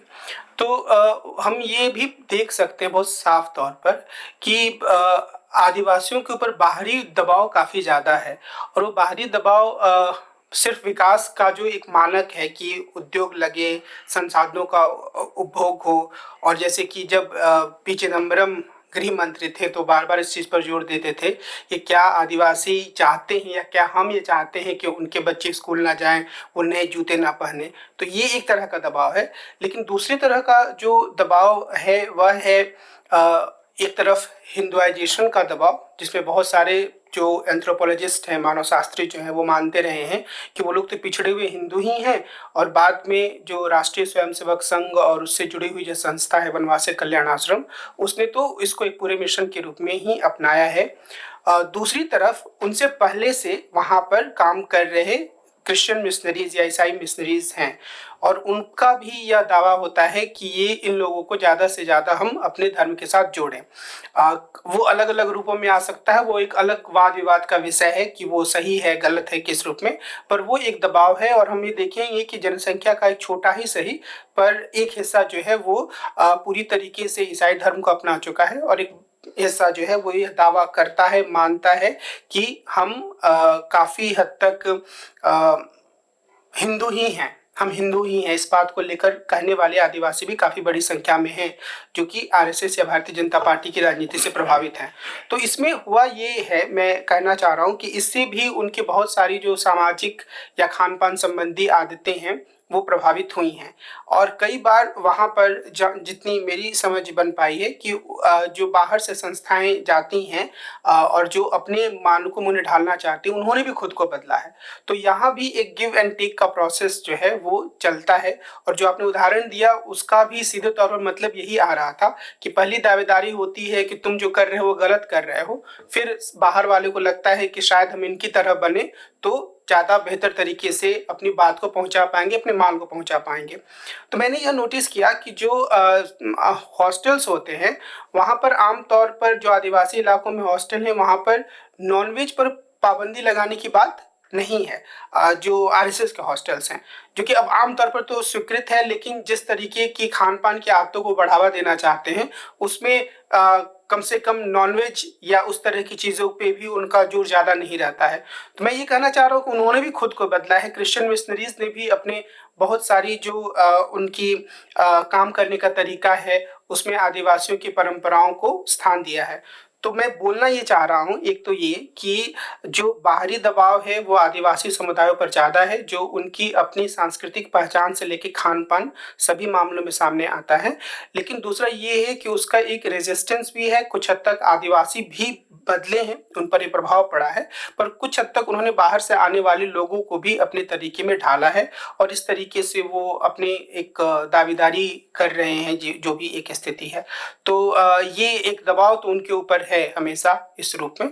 और आपकी जो मुख्य बात है उससे मैं सहमत हूँ कि उस पर दबाव उस तरीके से नहीं होना चाहिए कि आपकी जो भी परंपरा है, आपका जो भी खान पान है वो बिल्कुल ही गलत है। तो यही जवाब है। मैं इसमें एक छोटी सी बात जोड़ना चाहूँगा, फिर सर और फिर आप हाँ। पंकज जी आपके साथ। आप फलक देखिए कितना व्यापक है विविधता का। सिर्फ आदिवासी या जनजाति जो भी हम टर्म यूज़ करें, उनके खान-पान के रवैये को नहीं, फूड वेस्ट को मैं फ़ोकलोर में थोड़ा इन्वेस्टिगेट करता हूँ, तो अब देखिए कितनी विविधता है। आप शायद लाइब्रेरी ऑफ कांग्रेस में इसलिए नहीं की क्योंकि विदेश है और ये इस तरह से। अफ्रीका में एक प्रोजेक्ट हुआ जहाँ पे सुपर मॉल्स में 3 या 4 लीफी वेजिटेबल्स होती हैं और इन फ़ोकलोरिस्ट ने एक साथ काम करना शुरू किया, सिंपल से काम किया, अपना कैमरा दे दिया स्कूलों में और जो भी विविधता आपको दिखे, लीफी वेजिटेबल्स के बारे में बताइए। उन्होंने 350 वैरायटी से ज़्यादा लीफी वेजिटेबल्स को एस्टैब्लिश किया। 350। आप unless and until we glamorise things, make it best place मेरी निगाह में अगर किसी को लंच पे ले जाना है, डिनर पे ले जाना है, तो वो कैफे लूटा है, क्योंकि वहाँ पे आपको बाजरे का चीला मिल जाता है, रागी का ढोकला मिल जाता है। तो ये फूड वेज हमारे फोक लाइफ का भी पार्ट है। तो मैं सिर्फ ये ध्यान आकर्षित करना चाह रहा हूँ कि विविधता भी बहुत है और पॉसिबिलिटी है अगर अफ्रीका में या किसी एक देश में कोई 3 सुपर मॉल में मिलने वाले लीफी वेजिटेबल्स को सैकड़ों की वैरायटीज में आने लगे, मैं नहीं कह रहा हूँ कि सैकड़ों आने लगे, लेकिन 10, 12, 15 आने लगे हैं, तो उस विविधता को भी हम सिर्फ प्रिजर्व भी नहीं कर रहे हैं, प्रमोट भी कर रहे हैं। सो क्विकली सर का मेरे पास दोनों प्रस्तुताओं के लिए कुछ कहने के लिए है। जो कमल की प्रस्तुति है उसने मेरा ध्यान एक खास पहलू की तरफ आकर्षित किया है। जैसे कि विकास को जब लोगों के लिए परोसा जाता है तो हमेशा ही उसके बारे में एक आग्रह होता है कि वो सबके लिए है, और ये बात मेरा विचार है इसलिए कही जाती है ताकि लोग उसमें अपना हिस्सा अलग से न मांगे, क्योंकि वो उसमें शुरू से ही लगातार ये प्रचार किया जाता है कि ये सबके लिए है। अभी भी किया जा रहा है, पहले भी नेहरू जी के जमाने में भी किया जाता था, केवल इन्हीं के जमाने इन्होंने और उसको नारे के रूप में बदल दिया है, एक आकर्षक नारे के रूप में, लेकिन वो उसका प्रचार इसीलिए किया जाता है। तो आदिवासी शुरू से ही इस आग्रह को चुनौती देते रहे हैं कि ये सबके लिए है। वो हमेशा उसमें अलग से अपना हिस्सा मांगते रहे हैं। मध्य वर्ग ने तो अलग से हिस्सा नहीं मांगा, मध्य वर्ग तो बहुत दिनों तक इस नारे पे यकीन करता रहा कि ये सबके लिए है और हमें भी इसमें अपने आप हिस्सा मिल ही जाएगा, लेकिन आदिवासी उसे विशिष्ट रूप से अलग से हिस्सा मांगते रहे हैं। और इस प्रक्रिया में हुआ यह है कि चूंकि वो अलग से हिस्सा मांगते रहे हैं तो आधुनिकता के जो विभिन्न सांगठनिक और वैचारिक रूप रहे हैं उन्होंने आदिवासी समाज को अपनी प्रयोगशाला में बदल दिया है। वहां हिंदुत्ववादियों का भी अपने एक खेल है, क्रिश्चियन मिशनरी संगठनों का भी अपना खेल है, और कारपोरेट शक्तियां भी पूरी ताकत से वहां मौजूद हैं, सरकारी लोग भी, सरकार की वहां तक पहुंची हुई है। तो ये बहुत आदिवासी समाज में सबसे ज्यादा प्रयोग हो रहे हैं। एक तरह से उसे आधुनिकता का आप गिनी पिग भी कह सकते हैं, जिसको वो इनको कैसे आधुनिक बनाया जाए। और अभी तक आधुनिकता आदिवासी समाज के मामले में 100% सफल नहीं हो पाई है। बाकी मध्य वर्ग, ब्राह्मणों में, ठाकुरों में और हम सब लोगों में तो वो आधुनिकता लगभग कामयाब है। मतलब हम तो आधुनिकता की संतान हैं हम सब लोग, लेकिन ये आदिवासियों के बारे में नहीं कहा जा सकता, जबकि सबसे ज्यादा जोर उन्हीं पे दिया गया है, सबसे ज्यादा पैसा वहां खर्च किया गया है और सबसे ज्यादा ध्यान दिया गया है वहां पे। तो ऐसी स्थिति में ये लाजमी हो जाता है कि विकसित भारत में आदिवासियों को क्या चाहिए, वो विकसित भारत के साथ कैसे अपना संवाद स्थापित करेंगे, कारपोरेट डेवलपमेंट के साथ कैसे संवाद स्थापित करेंगे, इसका एक सुव्यवस्थित प्रोटोकॉल बनाया जाए, इसकी एक व्यवस्थित संहिता बनाई जाए, एक ऐसा प्रारूप बनाया जाए जिसके अंदर आदिवासियों की जितनी भी विविधता और बहुलता है वो सब ध्यान में रखकर उस प्रारूप को बनाया जाए। उसमें उत्तर पूर्व के आदिवासियों के लिए भी हो, इसमें जो झारखंड, छत्तीसगढ़ वाली, उड़ीसा वाली बेल्ट है इसके लिए भी हो, और सभी तरह के और जितने तरह के आदिवासी का भी कमल ने तो विस्तार से वर्णन किया था, उन सबके लिए हो। तो मुझे लगता है कि विकसित भारत तो बनना ही बनना तय है। वो आज नहीं कल, मान लो वो 25 साल बाद नहीं बना पाएंगे तो 40 साल बाद तो बना ही देंगे। आर्थिक रूप से जो जितने ट्रिलियन डॉलर होने चाहिए, जो साइज इकोनॉमी का बनाना है, भारत की अर्थव्यवस्था का साइज लगातार बढ़ ही रहा है, घट नहीं रहा है साइज तमाम उसके बावजूद। तो एक तो ये इस बात पे एक मांग के तौर पे ये बात सामने आनी चाहिए, एक कार्यक्रम के तौर पे बात सामने आनी चाहिए कि आदिवासियों के लिए एक अलग से संहिता हो, एक अलग प्रोटोकॉल हो ये तो कमल के लिए मेरा सुझाव है कि इसके ऊपर कुछ काम किया जाना चाहिए। दूसरा, जब विजय अपनी प्रस्तुति कर रहे थे, तब मुझे जब कह रहे थे कि तरह तरह की पितृसत्ताएं हैं, लेकिन अभी हाल ही में एक ऐसी पितृसत्ता ने बहुत ही जोरों के साथ सार्वजनिक जीवन में अपनी दावेदारी की है, जिससे पिछले कुछ दिनों तक हम लोग मानने लगे थे कि सब लोग घृणा करते हैं। बड़े बड़े पेट्रियार्क भी उस पितृसत्ता से घृणा करते थे। इस पितृसत्ता का नाम है अल्फा मेल। इसका नाम है अल्फा मेल, और ये लोकप्रिय संस्कृति की जगह संस्कृति तरह फिल्मों के जरिए, ओटीटी प्लेटफॉर्म के जरिए बहुत बड़े पैमाने पर आई है, और ये करीब 7-8 साल हो गए इस प्रक्रिया को। अभी इसको हम लोगों ने रेखांकित नहीं किया है इसको। और जैसे जैसे हम लोग विकसित भारत की तरफ, और ये इसी जमाने में उभरी है जब विकसित भारत की दावेदारी सामने आई है। जरूर इन दोनों के बीच में कोई ना कोई संबंध होगा। ये अल्फा मेल वाली पितृसत्ता क्या है? ये एक तो पूरी तरह निर्लज्ज है, इसे अपने आप को पितृसत्ता कहने में कोई संकोच नहीं है, अपने आप को छुपाना भी नहीं बिल्कुल चाहती, पूरी तरह हिंसक है, भौंडी है, सेक्सिस्ट है, खुलेआम कहती है कि औरतें बच्चे पैदा करने की मशीन है, वो हेल्दी बेबी पैदा करने की फैक्ट्री है। जिस औरत का पेल्विस यानी जितना बड़ा होगा वो उतनी अच्छे हेल्दी बच्चे पैदा करेगी। और बिल्कुल पुरुष का जो शिश्नाधिकार है उसको बहुत ही भौड़े तरीके से स्थापित करती है, और हत्याओं, बहुत रक्त रंजित किस्म की पितृसत्ता है ये। और ये अल्फा मेल के तौर पे सामने आई है।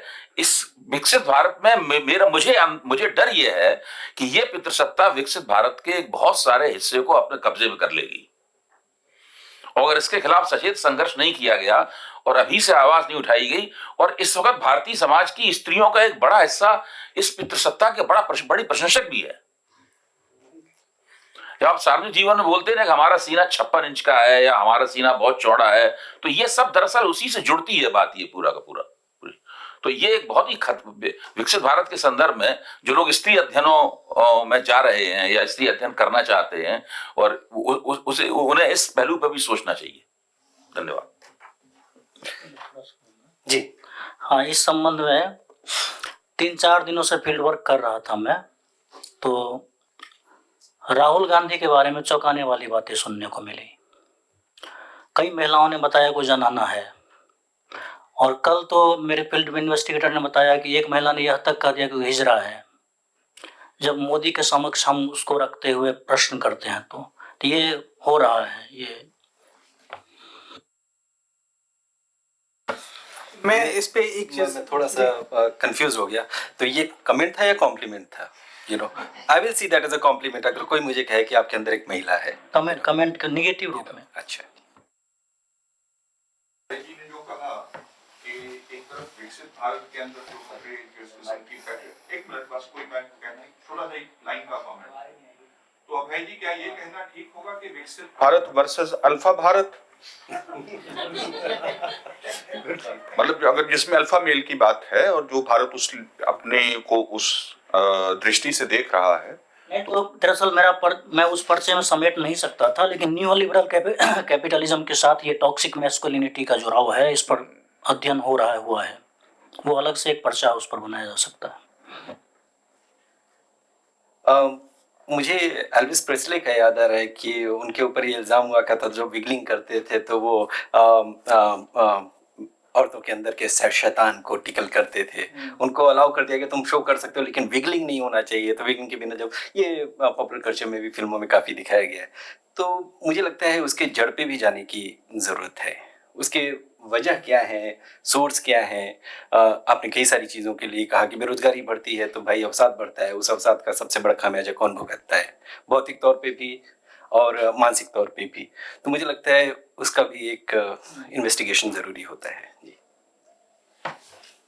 नहीं, मैं ये कहना चाह रहा था आदिवासियों के संदर्भ में कि ये जो कोशिश है कि अलग अलग तरीके से उनके लिए एक प्रोटोकॉल बने, तो वो तो हम देख सकते हैं कि सरकार कई बार कोशिश करती है। जैसे कि बिरसा मुंडा का जिस दिन जन्मदिन था उस दिन नरेंद्र मोदी जी ने जो PVTG हैं, वर्नरेबल ट्राइब जिसे बोलते हैं, प्रिमिटिव ट्राइब पहले कहा जाता था, तो उनके लिए उन्होंने अलग से बहुत लंबी चौड़ी घोषणाएं की कि हम इस टारगेटेड ग्रुप पर ध्यान देंगे। और उसके पहले भी कई तरह की ऐसी योजनाएं बनती रही हैं। लेकिन मुझे लगता है कि जो समस्या को मैं अभी भी इसी रूप में ज़्यादा देखना चाहूँगा, या मुझे लगता है कोई ज़्यादा बड़ी समस्या है कि आप इसके साथ ओवर सेंट्रलाइजेशन या अति केंद्रीयता को अगर आप अपनाते हैं, जैसे कि ऐसा लगता है कि ये अल्फा मेल का जो एक एक्सटेंशन है वो उस रूप में भी सामने आ सकता है कि एक बहुत ही मजबूत सरकार हो और केंद्रीकृत शक्ति हो, तो उससे ये समस्या जो सबसे ज़्यादा जिसको झेलनी पड़ती है वो ये उन समुदायों को जो कि पहले से ही बहुत ही वंचना के शिकार है या हाशिए के शिकार हैं, और उसमें ये आदिवासियों के साथ ज़्यादा होता है क्योंकि इस तरह की योजनाएं ज़मीनी स्तर पर बहुत कम जा पाती हैं, और जब वो ज़मीनी स्तर पर जाती हैं भी हैं तो वो उस रूप में जाती हैं जो उनकी संस्कृति पे या उनकी सभ्यता का जो एक पूरा मुहावरा है उस पर आक्रमण करती हैं। तो वो समस्या मुझे लगता है कि वहाँ पर ज़्यादा है कि वो जो प्रोटोकॉल अगर इस तरीके का भी बनता है तो वो आदिवासियों की तरफ से आए तो ज़्यादा बेहतर है, उनके संवाद और उनकी आवाज़ को ध्यान में रखते हुए आए तो ज़्यादा बेहतर है। अगर वो ऊपर से थोपा जाता है तो वो कई तरह की समस्याओं को लेकर आता है, पर ये बात ज़रूर है कि उनके लिए एक अलग तरीके से नीतियाँ बनाने की ज़रूरत है, और ज़्यादा संवेदनशील तरीके से और संवादी तरीके से और उनकी भावनाओं को ध्यान में रखकर ऐसा बने तो और ज़्यादा बेहतर हो।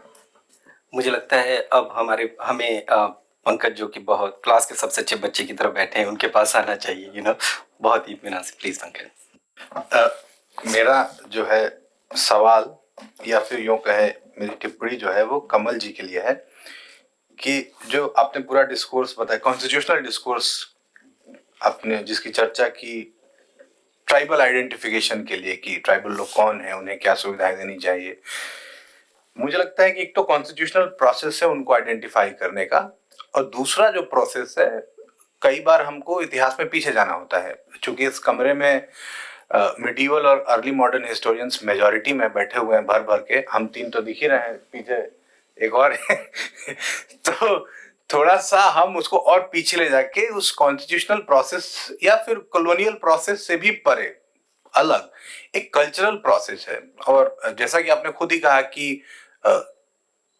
ट्राइबल्स इंडिया में कोई मोनोलिथ नहीं है ना, वो वैरायटी है। मैं नॉर्थ ईस्ट की तरफ आपका ध्यान ले जाऊंगा, वहां एक कल्चरल प्रोसेस शुरू होता है जिसको हम लोग नियो वैष्णविज्म कहते हैं, जो आसाम जाता है, जो मणिपुर जाता है, वहां से दो चीजें निकल के आती है। एक तो आती है कि सेल्फ आइडेंटिफिकेशन कि हम ट्राइबल है कि नहीं, हम ये मान रहे हैं कि नहीं, और बाद में जो कॉलोनियल स्टेट आता है और उसके बाद हमारा अपना खुद स्वशासन शुरू होता है, उसमें स्टेट आइडेंटिफाई कर रहा है कि आप ट्राइबल हैं कि नहीं है। उसके अगर उसमें देखेंगे तो अभी का जो पूरा मुद्दा मणिपुर में चल रहा है ना, मैतेई वर्सेस कुकी, तो आपने वो कहानी पूरी सुनी होगी कि मैतेई लोगों ने बीच में ये छोड़ दिया था, इनको पहले ऑफर किया गया था कि आप एसटीएन ने कहा नहीं हम ट्राइबल नहीं है, तो उसमें उस नियो वैष्णविज्म के प्रसार का असर था। दूसरा ये होता है कि कई बार मॉडर्न हिस्टोरियन क्या होता है ना, उल्टे पांव चलते हैं, उनको 20वीं सदी से 19वीं सदी जाना हो, 19वीं से अगर 18वीं में चलना पड़े तो पीछे देखते हुए चलते हैं कि देखेंगे 20वीं सदी चलेंगे पीछे, है ना। तो उसमें उनकी गलती क्या होती है कि पीछे के प्रोसेसेस को नहीं देख पाते हैं, तो बहुत इजीली एक मोनोटोनस तरीके से ब्लेम कर देंगे कि अरे सिविलाइजेशनल कल्चर जो नॉर्थ इंडियन कल्चर या नॉर्मल सिविलाइजेशन संस्कृताइजेशन का प्रोसेस है वो उनके ऐसे ही जा रहा है, जबकि ऐसा होता नहीं है। न्यू वैष्णविज्म जब असम और मणिपुर में पहुंचा तो उसने ऑलरेडी एक द्वंद्व क्रिएट किया, जो आज के जमाने में भी अगर आप जाएंगे, मैं खास तरह के एक कम्युनिटी की बात कर रहा हूँ, अहोम्स में जाएंगे अब, तो अहोम्स में न्यू वैष्णविज्म आया, अलग अलग सत्र बने, वहां अभी भी लोग मिक्स्ड कल्चर फॉलो करते हैं, कुछ चीजें अहोम ट्राइबल कल्चर्स के फॉलो करते हैं, बहुत सारी चीजें न्यू वैष्णविज्म ने आके बदल दी।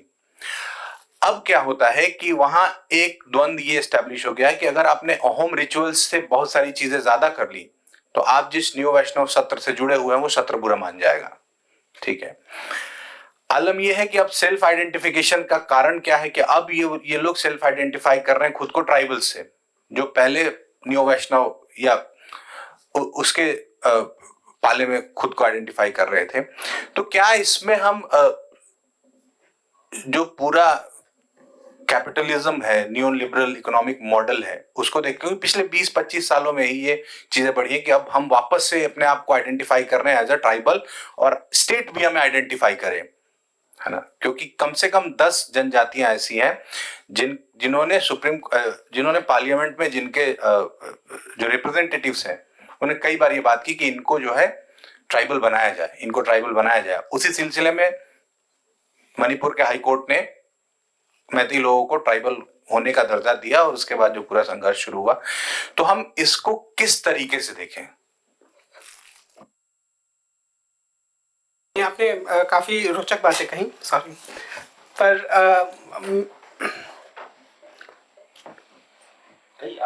पर उसमें जो मेरी समझ है, यानी कि जो इसको आप नियो वैष्णविज्म तक या नौ वैष्णव तक ले गए, उससे उस तरफ मेरी ज़्यादा जानकारी नहीं है, तो मेरे लिए वो बातें नई थी और उसके बारे में और ज़्यादा जानूंगा। लेकिन जो प्रमुख मुद्दा जो आखिर में आपने कहा कि आखिर ये कौन सा कारण है कि लोग अब ज़्यादा से ज़्यादा अपने आप को ट्राइबल या फिर ओबीसी भी कहने की या उस कैटेगरी में अपने आप को डलवाने की कोशिश कर रहे हैं, तो मेरी समझ यही है कि वह एक खास तरीके से, यानी किसी कैटेगरी या श्रेणी का आप हिस्सा हैं या नहीं हैं, उससे आपको एक खास तरीके से राज्य सत्ता से लाभ भी मिलता है। और मुझे तो सबसे बुनियादी कारण वही दिखाई देता है, यानी कि अगर कोई एक समुदाय अपने आप को एक खास श्रेणी में शामिल कर लेता है तो उसे आरक्षण के रूप में कई तरह के लाभ मिल सकते हैं। आदिवासियों के संदर्भ में और ज़्यादा महत्वपूर्ण हो जाता है। जैसे मैं अगर एक उदाहरण दूं कि 5th शेड्यूल में जो क्षेत्र हैं वहाँ पर अगर कोई आदिवासी समुदाय अनुसूचित जनजाति का हिस्सा है, तो फिर इसका मतलब यह है कि वहाँ पर 5वीं अनुसूची में यह नियम है पेशा के अंतर्गत कि जो भी सरपंच बनेगा वो हमेशा शेड्यूल्ड ट्राइब से होगा। तो अगर आपका समुदाय एसटी का पार्ट है शेड्यूल्ड ट्राइब्स का, तो आप सरपंच या मुखिया बन सकते हैं। अगर नहीं है तो आप हमेशा ही बहुत सारे फायदों से अलग होकर माइनॉरिटी बनकर आप गांव में पड़े रहेंगे। तो इसीलिए बहुत सारे समुदाय यह चाहते हैं कि उन्हें इस रूप में प्रस्तुत किया जाए। और ये मैं इसको एक जो आइडेंटिफिकेशन की समस्या, जो कि मुझे लगता है कि वो मॉडर्निटी के साथ ही ज़्यादा महत्वपूर्ण रूप से आई है, हालांकि पहले थी पर इतने माइक्रो लेवल पर नहीं थी, तो उसकी एक समस्या के रूप में भी मैं इसको मानता हूँ कि जहाँ आप चीज़ों को श्रेणी में बांधते हैं तो वहाँ पर निश्चित रूप से कुछ समुदाय, कुछ लोग होते हैं जो उससे बाहर छूट जाते हैं, और वह फिर एक निरंतर चलने वाली प्रक्रिया के रूप में हो सकता है। आज के दौर में वो काफ़ी हद तक वोट की राजनीति से जुड़ गया है कि अगर कोई समुदाय, ऐसा मुझे लगता है, इतना बड़ा है कि वह यह दबाव डाल सकता है कि अगर हमें इस श्रेणी में शामिल नहीं किया गया तो आने वाले चुनाव में हम एक राजनीतिक दल को नुकसान पहुंचा सकते हैं, तो फिर वो राजनीतिक दल उसे अपने एजेंडा में लेकर आता है और फिर उसको शामिल करता है। और इस पूरी प्रक्रिया को आज के दिन में हम महाराष्ट्र में बड़े अच्छे तरीके से देख सकते हैं कि किस तरीके से जो मराठा आरक्षण की पूरी बातचीत चल रही है और उसमें जो एक अंतर्द्वंद है कि जो ओबीसी है वो चाहता है कि नहीं, ये लोग नहीं आए, और जो बाकी जो वो समुदाय है मराठा, वो चाहते हैं कि आ जाए। तो मेरी समझ में अभी आपकी टिप्पणी काफ़ी अच्छी थी, रोचक थी, पर मेरी समझ में आपके प्रश्न का जवाब अभी यही है कि ये जो पूरा एक जोर शोर से लोग डिमांड कर रहे हैं वो यही है कि वो ज़्यादा से ज़्यादा फ़ायदा ले पाएँ इस चीज़ का। क्योंकि मुझे लगता है कि शायद इक्का दुक्का समुदाय ही ऐसे हैं, शायद निषाद समुदाय ऐसा है जो कि खुद को एससी में शामिल करने की मांग कर रहा है। हम ये भी देखेंगे, ये भी अपने आप में एक रोचक है कि एससी में शामिल करने के लिए बहुत ज़्यादा समुदाय मांग नहीं करते हैं। ज़्यादा मांगे यही आती हैं कि या तो हमें ओबीसी में शामिल कर लो या एसटी में शामिल कर लो। शायद उसका कारण ये भी हो सकता है, मैं इस पर एक बार सोच रहा था कि क्या इसका कारण यह है कि जो एससी कैटेगरी है अभी तक उसको उस तरीके से सामाजिक रूप से स्वीकृति नहीं प्राप्त हुई है, या कुछ और कारण हो सकता है। ये मेरे दिमाग में एक बात थी, इसलिए मैंने कहा। रमा सर।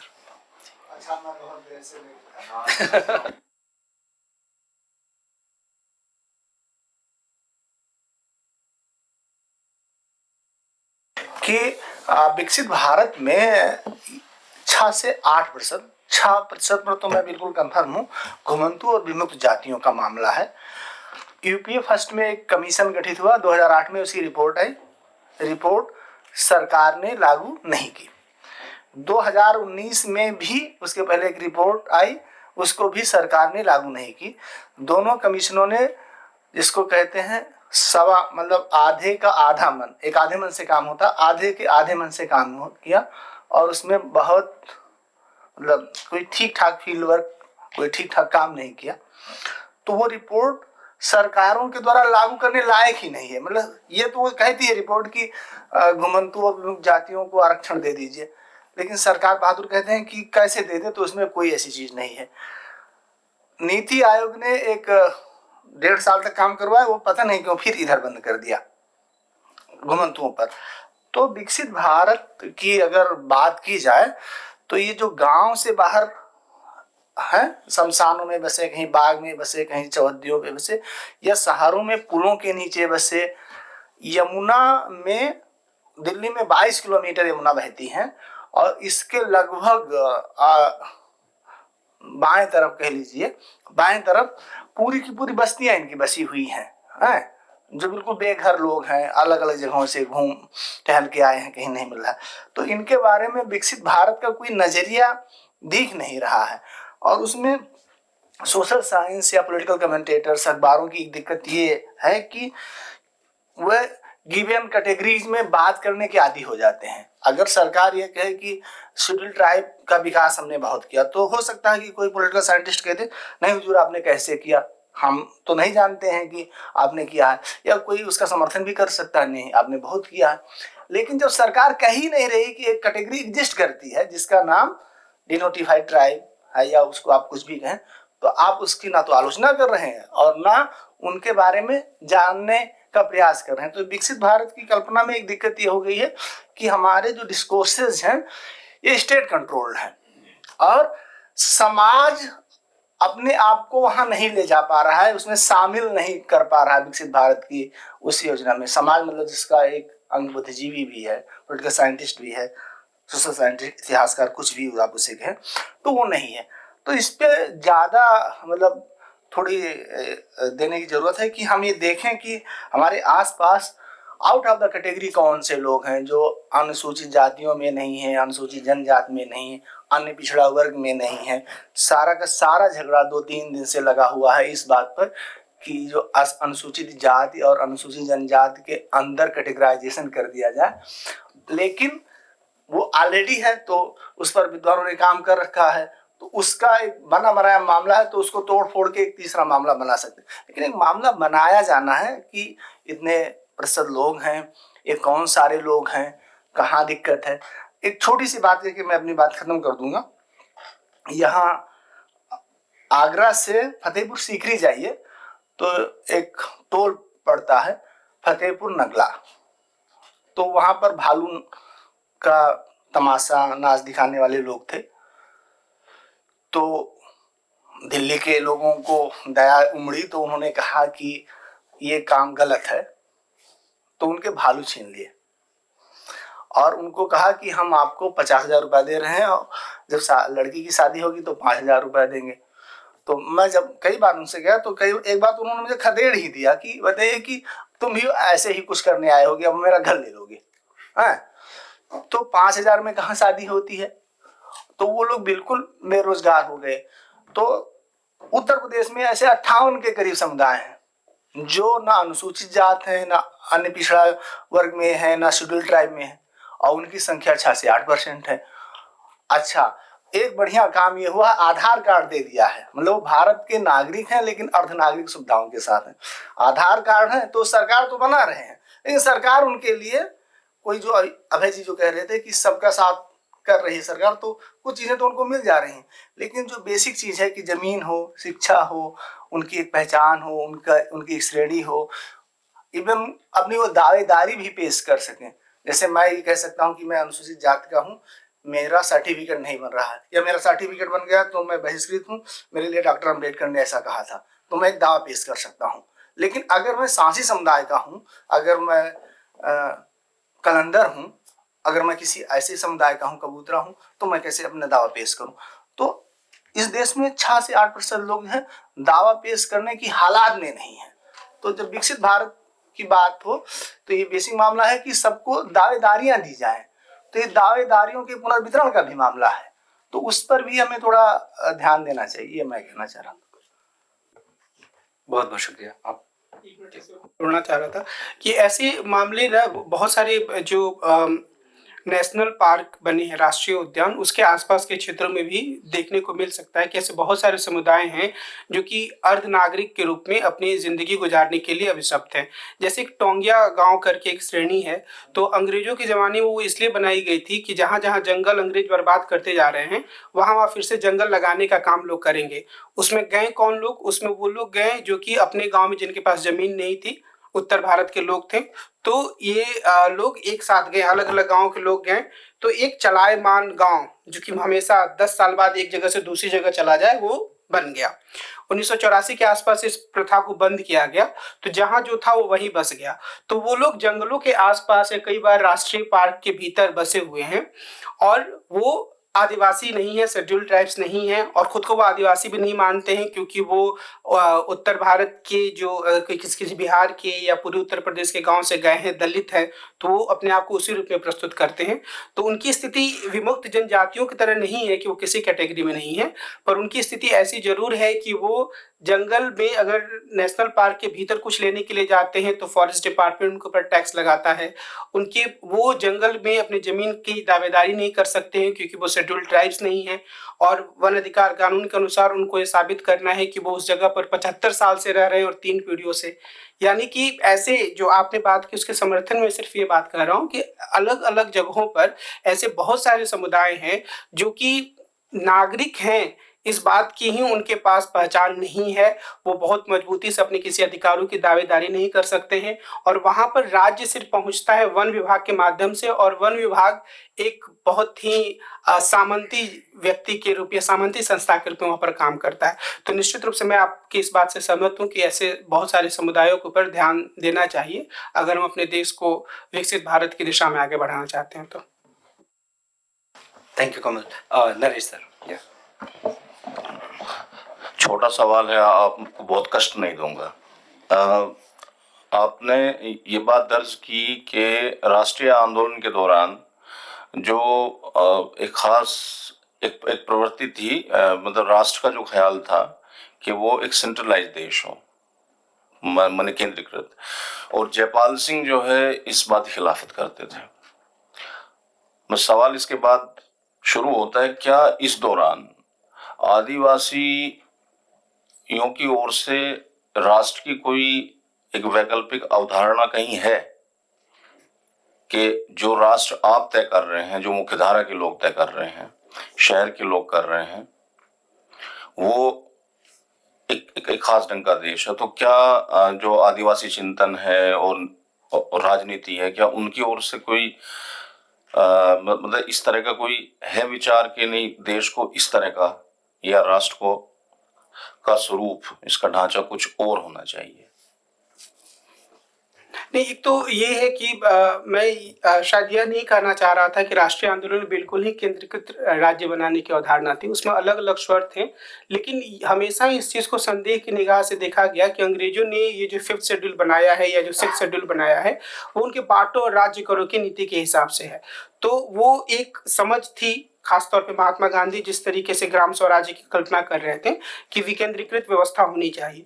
तो ये एक है कि केंद्रीकरण की जो प्रवृत्ति है वो ज़्यादा बढ़ी जब भारत का विभाजन हुआ और दूसरी इन सब चीज़ों के साथ, और फिर वो धीरे धीरे मजबूत होती गई, राष्ट्रीय विकास का एक पूरा आइडिया आया, लेकिन उसमें एक दबाव की स्थिति भी थी, जिस इसी कारण से 5th शेड्यूल और 6th शेड्यूल को अपनाया गया। अब जो आपने वैकल्पिक राष्ट्र की बात कही, मतलब मैं तो बात कर सकता हूँ जो राजनीतिक कार्यकर्ता थे, जयपाल सिंह मुंडा जैसे लोग, या जो ठक्कर बापा जो खुद आदिवासी नहीं थे पर आदिवासी इलाकों में काम करते थे, तो उनके हिसाब से वो अलग तरीके से राष्ट्र की परिकल्पना प्रस्तुत नहीं करते हैं। साहित्य में जाकर हम इसको देख सकते हैं, जिसकी जानकारी अभी मेरे पास नहीं है, लेकिन हम जो राजनीतिक कार्यकर्ता हैं उनके हिसाब से भी हम एक राष्ट्र की पूरी परिकल्पना को सामने रख सकते हैं। जैसे अगर हम सिर्फ संविधान सभा में जयपाल सिंह मुंडा के वक्तव्यों पर ध्यान दें तो बार बार इस चीज़ पर ध्यान दिला रहे हैं कि जो आदिवासी हैं वो यहाँ के मूल बाशिंदे हैं भारत के, हमारे यहाँ लोकतंत्र सबसे पहले था, तो आप लोग हमें लोकतंत्र नहीं सिखा सकते हैं, और यह भी कि जैसे जो मैंने झंडे का उदाहरण दिया कि हमारे यहाँ तो हर कबीला अपना एक झंडा रखता है, तो हम हिंदुस्तान का झंडा भी रखेंगे, भारत का झंडा भी रखेंगे, लेकिन हमारा अपना झंडा भी होगा। तो मुझे लगता है कि शायद वो अलग तरीके से कि मैं एक आदिवासी राष्ट्रवाद की अवधारणा प्रस्तुत कर रहा हूँ और एक सैद्धांतिक लेखन कर रहा हूँ, उस रूप में तो नहीं है, पर उनके लेखन से वह बात सामने आ सकती है या आती है कि हम एक स्वायत्त क्षेत्र के रूप में अपने आप को देख रहे हैं जो हिंदुस्तान की एकता और अखंडता के प्रति भी समर्पित है। तो वो अपनी स्वायत्तता पर ज़्यादा जोर दे रहे थे, ऐसा मुझे लगता है। पर इस पे और ज़्यादा काम करने की ज़रूरत है कि क्या आदिवासी राष्ट्रवाद की कोई संकल्पना सामने आई थी क्या उस दौर में, उस पर मैं ध्यान दूंगा।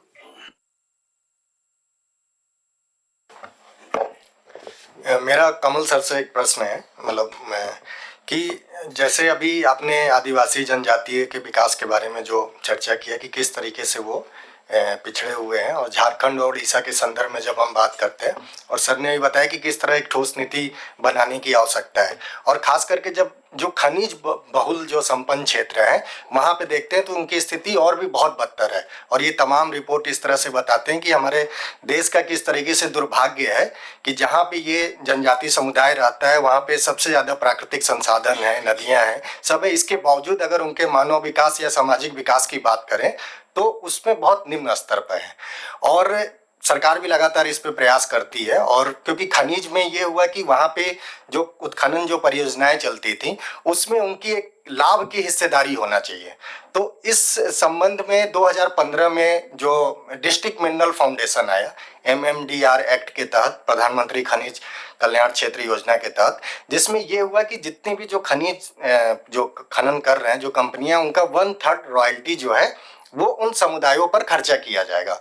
और उसमें ये डिसाइड किया गया कि 60% उच्च प्राथमिकता वाले क्षेत्र जिसमें शिक्षा, स्वास्थ्य, इसकी बात की गई, और 40% जो है इंफ्रास्ट्रक्चर पे, डेवलपमेंट पे, रोड पे, इस तरह से बात की गई। तो अभी तक जो मतलब जो सरकारी आंकड़े हैं जो मिनिस्ट्री ऑफ माइंस के वेबसाइट से दिखते हैं कि लगभग 600 से ज़्यादा डिस्ट्रिक्ट में ये डिस्ट्रिक्ट मिनरल फाउंडेशन सेटअप किया गया है। और उड़ीसा का ही जिस जिले का जिक्र कर रहे हैं, मतलब वो केंझोर जो जिला एक है, वहाँ पे लगभग 8000 करोड़ से भी ज़्यादा हुआ है।